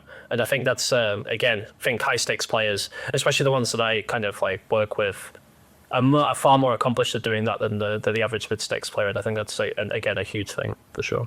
All right, thank you for sharing that. Well, you've had a pretty long and successful career. When reflecting on it, what is the thing that you're most proud of? I would say there are two, one online and one live. Firstly, online, I think my kind of breakthrough, my first scoop win. Beyond just getting out of the hole I was in 2020. In 2021, it was winning a 2K PKO that was a really tough field. Decent sized field back then still, but pretty tough. I had a lot of really tough tables and a lot of interesting spots came up in that tournament against some of the very best. You know, within a pool of players that was still relatively novel. Yeah, managing to win that outright for, it was like 170k. That was my big one online. It was streamed. It was a streamed PokerStars final table. I think even the commentator called it the Bowie breakthrough or something. And I thought, like, yeah, I think looking back, that's probably pretty accurate depiction, to be honest. It was my first kind of PokerStars Coupe title, and it was in a really tough field. So I was pretty proud of myself looking back at that, because I felt like I played relatively well. Even looking back now, I think a lot of the decisions I made. Obviously, there were things I would do differently, as you know, you should always be looking to improve as a poker player. But there were a lot of decisions I made that I'm still looking back, I'm pretty happy with. And then live, it was definitely the aforementioned WPT. It was my first live FT, and it was like a studio final, like first studio live final table. And I came in with basically half the chips in play, six-handed against like 3 former champions of the WBC, and they were billing it as like the toughest FT ever or something. And it was like, and obviously when you have such a big FT, everyone's taken notice that like follows socials, and you're getting lots of messages, and like basically I was coming in with all the pressure on me, inverted commas, you know, like you have all the chips you expected to close this out a very decent amount of the time. Obviously the cards will always fall as they may, but you always feel a little bit more pressure than, you know, coming in as a short stack and trying to make something of it, you know, as it were. So being able to just kind of deliver on that was really nice. Just managed. I kind of routinely got all the way to heads up. Had some moments heads up that, you know, it maybe looked like it was slipping away, but I took control again and won the tournament outright. And then just being able to do that on a live stage and, you know, have my bum actually watch it, you know, like an in-person stream and make sense of what I was doing versus just seeing like aliases on the screen and things like that. And people that weren't really too familiar with poker, like my family members beyond my next of kin. So yeah, that was pretty great. I think those two moments in separation within the two different realms, I'd say, of tournament poker were my best moments for sure, that I will reflect upon a long time from now and still be like, those were probably two big things. Yeah. We spoke earlier about self-worth as a poker player and trying to validate yourself. Did these two wins make you feel like you'd proven yourself, like you'd finally arrived? Yeah, I'd say more so than the online one than the live one, because I've always been of the opinion that if you can play up, you know, if you can hang to basically any tournament you reg online, the world is your oyster in terms of regging a poker tournament in the live realm. Obviously, there's so many different things going on in the live realm with like psychological things and in terms of just how you present yourself. But the underlying game is still the same fundamentally, you know, on a theoretical basis. So you will always have the theoretical levels to perform up to, like, I would say Triton level for sure, if you can hang at the high stakes online for sure. You know, that's in fact most of the, you know, new blood that we see on the Triton scene will be as a result of that they've made that progress to the high stakes online and then made the jump, you know. So I think proving myself online was a far bigger indicator for me than live, but live was also the kind of, you know, I wouldn't say I was validating myself to like people that don't follow online as much or maybe dismiss online maybe a little too much, but it was more that like I could turn up in a studio format and still feel comfortable and play my game, because that hopefully that will happen umpteen more times in my career, and I won't feel particularly uneasy, as it were. So yeah, that's kind of how I would rank those two things. What motivates you now? What keeps you going, and what goals are you currently chasing? Now you've got the big wins. What's still left to be ticked off, or where do you feel like you would still like to arrive in poker? I think, considering I've been, I guess, playing these games now for, let's say, just over 5 years, which is already quite a long patch of time, especially as the field sizes have shrunk. You kind of get through your variance chops a little bit more quickly in much smaller field sizes, as we've talked about prior, morning grinders and afternoon grinders. They've been able to hang for such a long time has been nice. I think Pads and Sam have talked about this, like longevity, like being able to just like turn up and do it for such a long time is so impressive. So many players come and go, they'll have their heater, then they'll fall off, or they'll just like go away from the game and do something else. Like that's why I think the Swedes are always so impressive, Darwin and Lena in particular. Like how long they've already been doing it's crazy. Like well over a decade. Obviously Sam's involved in that, Pads involved in that, Tommy, all the guys I work with at BP. Just the longevity of which a lot of these guys at the high stakes are still turning up and doing it now. Like there's a reason they're still there, and everyone else is still in the mid stakes that might have been playing as long as them, but haven't quite cracked the code, as Renee had put it. So that's a big driving factor for sure. Just be able to still prove that you can do it. There's still an underlying driving force there. Secondly, I did play my first Triton in December at the Bahamas, the 100k main. I would like to venture a little bit more into the live high roller realm. I will say I don't view that as the same. I don't like kind of chase that as much as other players do. I do think it's a bit of a zenith of poker in the sense of like you've kind of made it as high as you can go, and I would like to dip my feet a little bit more in those games at some point. But I've always been an online kid at heart. Going all the way back to my Trapmania days, grinding in my bedroom in Trapmania as a 14-year-old kid. It's always going to have my heart for sure.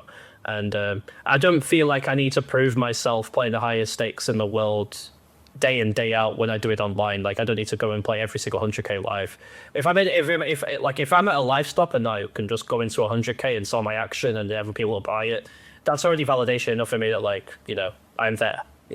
Like the fact that I'm not doing it day in day out at every live poker stop doesn't matter as much to me, so much as like keeping this newfound balance I have in my life and not jet setting around the world, because I did it for a while. I lived out of a suitcase for a while after COVID. Once I could finally get out of my house and I made some money, I was like, oh, it's time to go and see the world a little bit. I did it for a while, and it just didn't really vibe with me. But I did it for like 2022, a bit 2023. Had a lot of live results in that period, but I just didn't like the lifestyle much. So for me, that's the online does enough. It satisfies my cravings, if you wanted to put it that way, for sure. Online poker is your main love. What's your perspective of online poker going forward? Is it in a good place or is it in a bad place? Yeah, well, this is an interesting conversation. I'm actually not the biggest kind of how should I put this? Like I don't have the most positive outlook for the future of online poker, and there's one really big reason why. I think what we're seeing with the advancement of AI is just not going to it's just not going to work well with this game. I think as soon as agents can start figuring out what's what in poker, we're in a lot of trouble, to be honest. I don't really want to be a harbinger of doom or anything. And I do think there are ways you can get around this in terms of what games you select again, where you decide to play, whether you decide to put your money, where you decide to invest your money as a poker player. The huge things, again, I think this is going to become, as we go, and operators obviously are clearly trying to squeeze and yield more return now, for sure. That's pretty evident, I think, in the way they're approaching things. Between those two things, I think being smart in how you invest your money, if you're really still trying to build, is critical as a result of all of this. So I don't have the most positive outlook for online poker. I still think if you're willing to still play like 55s, 109s, etc., you're going to be fine for till death do you part, I would imagine, as long as the games are running, especially if you can find action in more creative places, let's say. But yeah, I think I do see a time in the not so distant future, if I want to play pretty reasonable stakes, I will have to pivot to turning up on more live stops. And at that point, maybe I'll go and do something else. Maybe something else will take my fancy, and I'll go and do that single-mindedly. And it might be a completely new approach, because I've already did it a few times already. I could see it definitely happening again. But while online's still looking decent, and I feel like I'm doing okay, I'll carry on playing, which seems to be the current state of things. Do you have any ideas of how you would improve online poker? Let's say I give you one of the big sites, GG or PokerStars. Anything you would do to improve security, protect the games more going forward? I mean, they have to come up with, in my opinion, with tournaments. It's really hard with tournaments in cash, at least. Obviously, they've got bomb pots and they've got other things that are like kind of not only do they spice things up for recreational, they also are somewhat combative anti-RTA measures as far as I'm aware. But I think they've got to come up with new variants of the game. To be brutally honest, like you need to make sure that what you're playing is not just completely solvable. Like obviously in live poker, what they've done is the advent of Squid Games been massive, right? I don't know how you would replicate that in MTTs. That's a conversation that we need a think tank for, I think. But I think you just have to try and come up with new variants. Like I'm not a big fan of mystery bounties, to be honest. I love PKOs. I think PKOs are almost a purest form of online tournament poker in that ICM effects are somewhat they're somewhat lessened, but you just get to play wider in so many different scenarios. And it's kind of, in my mind, I just love PKOs because it's kind of pure poker in tournament format, which is really nice. I've always been such a big fan of PKOs. Try to come up with new clever things, bigger ante sizes. Obviously, Win That Backfired's a bit of a broken format, so that's not really ever taken off part of the, like, some niche stuff. Like things like Joker as well just don't really work. I mean, the Joker's just broken as a card, so it's pretty hard. But yeah, I think you've got to try and spice things up with different blind sizes and anti sizes. I think that's the only real way I could see it. Just trying to deter, some kind of agent down the line, or like a ring of bots, or you're working on an agent, or just working on the current code they have, from just being able to just execute a strategy. Obviously, it won't be like the absolute optimal strategy for the game it's sitting in, but it's going to be pretty damn good for the rings that they're in. So I think you've got to just try to deter that somehow for the longevity of things, especially in the lower mid where the vast majority of online poker gets played. So, Yeah, interesting ideas. Randomized blind sizes, randomized antes. That could be a fun new form of poker. They're kicking off there. Great stuff. Thank you so much for your time, Andy. We've had a wide range of conversation today. What would be the main takeaways you'd like our listeners to take today? Get in the lab and drill a lot. If you're looking to learn stuff, you're just going to do it the hard way for the most part. I think video formats of coaching are very good, don't get me wrong, and I offer those myself. But there's nothing beats just getting owned by the bot over and over again and just feeling bad about yourself and picking yourself up again. It's like, that's for me how I really improve the most. And just enjoy it, like if you're a professional poker player, realize how fortunate you are. It's taken me a long time to finally come to terms with it and be quite peaceful with that. And again, as we talk about survivorship bias, I am a very fortunate person. There are many different iterations of this simulation of life where I don't do nearly as well in poker. So those are the two main things I would say for the listeners, for sure. Thanks a lot, Andy, for sharing your wisdom with us. Adam, what were your main takeaways from the conversation we had today with Andy? The first theme that came up, which I wrote down, was his reliance on structure. And structure for him goes from his routines, time of waking up, time of studying, to his drill work. He was very big on drills. That was one of his main takeaways for you guys to use. But yeah, I think for him, like having a structure to how he thinks, how he performs, how he shows up is a big part of the glue that holds him together. I think a lot of players lack structure or lack enough structure. So for me, I feel like structure is something that you build for yourself, and it's a kind of your own personal version for what works for Andy. Some things might work for you, but most likely everything wouldn't. So you got to pick and choose the little pieces until you find on a routine, a structure that works for you to perform well and keep improving consistently. Next thing I wrote down was perspective. It came up a lot for him, and he used gratitude as one of his perspective skills in terms of realizing how grateful he is to play poker for a career and for a game, and realizing that he's very fortunate and there's opportunities in life that have come available from that. It allows him to see downswings as just a bit of variance that he pushes through. He learned resilience the hard way. I know we dove into that story of him losing $200,000 and 1,000 buy-ins, which is crazy amount for anyone to relate to. But yeah, for him, just showing up. I think just showing up is resilience in a nutshell. When things get hard, can you just put your bum on the seat and put the reps in? Again, reps kept coming up again and again with solver work, and just keep relentlessly showing up as a tool. Obsession, the tightrope between obsession and addiction, I found that example he used very interesting when he talked about we all walk on that kind of tightrope between being addicted or being obsessed. And he said for him, the key to being obsessed is that he's more focused on performance, that he's more focused on trying to master the game and trying to really get the best out of himself, whereas addiction's more towards the outcome itself rather than actually the pursuit of mastery. And yeah, I think for him, he really mentioned that he loves solving problems, and when he makes mistakes, so I thought a very unique thing for him was when he makes mistakes, he says, something is wrong, I need to work on my fundamentals. That's a really good way to internalize what a mistake is. It's, yes, obviously frustrating, yes, annoying, but a lot of times something I'm missing, let me drill that, let me look into that, let me improve this. And I feel like for him, he said he's very hard on himself during mistakes, but I think that is the good version of hard. I think some people are very critical, very demanding on themselves, and it doesn't lead anywhere. So yeah, I really think that's a useful frame for anyone to use if you're struggling with mistakes yourself. Really try to look for lessons, ways to improve it, and don't judge yourself. Don't judge yourself as much in that moment, and realize you can always get better. Another one that came up a lot was his belief in himself. I think this is a hard one. If you don't have belief in yourself, how do you get it?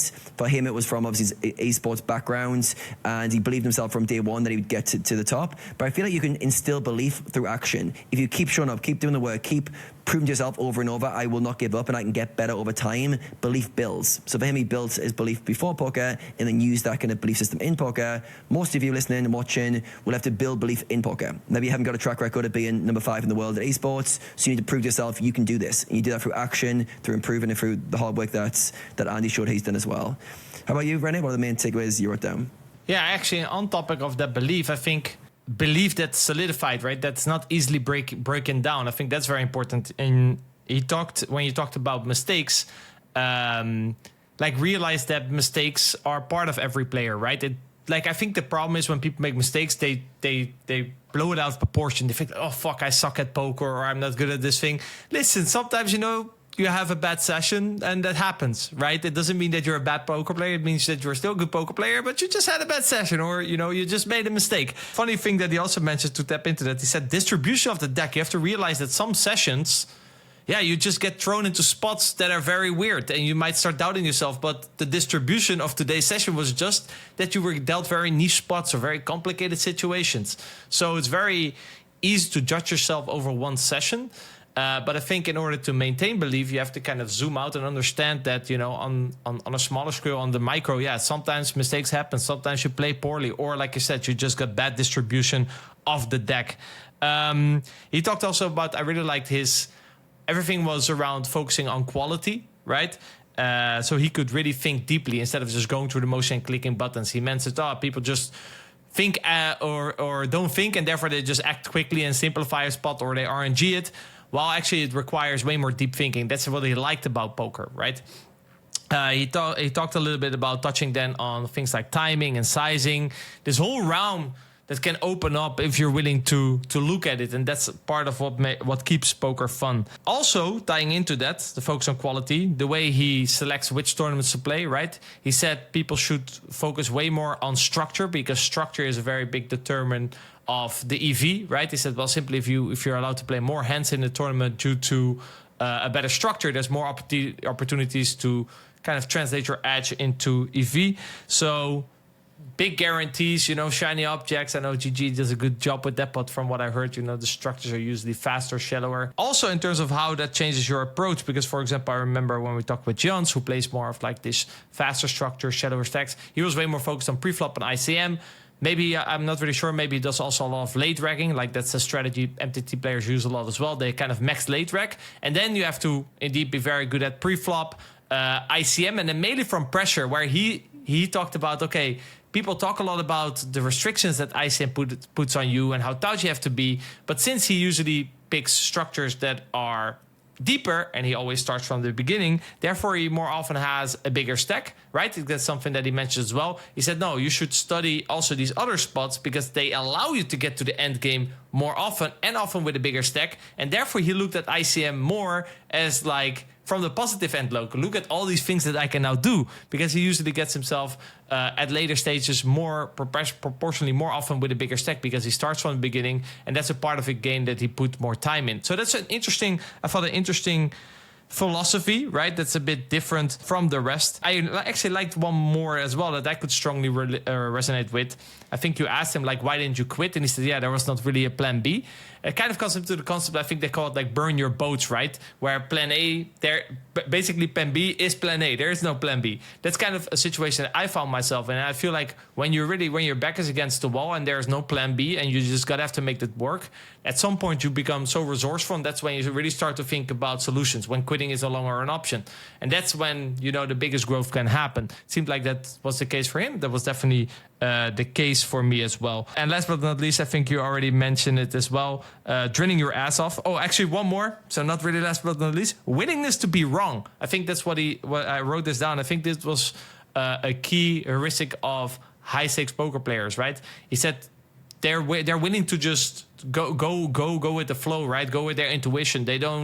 Obviously they've studied the charts. They kind of know how it works, right? But they're willing to be wrong. They're willing to be like, no, I don't think in this spot, or this is super weird, but I just feel like this is a good spot to do it, and they go for it. That's how you make plays that are different than what the rest does, so you be able to get results that are different from the rest, right? Obviously, if you make a lot of bad plays, you get results different from the rest at a negative perspective. But assuming you're making adjustments in the right side, that's how you can reach higher levels of success. So yeah, great stuff overall. I really enjoyed this episode. So thanks again, Andy. Remember, guys, if you want to work with me and Emma, have us help you make more progress in your poker career, mechanicsofpoker.com. And I want to shout out to our sponsors, SnapMDA, GTO Wizard, Coin Poker. Go check them out. If you like this episode, hit that like button, subscribe to the channel, and I will see you guys in the next one.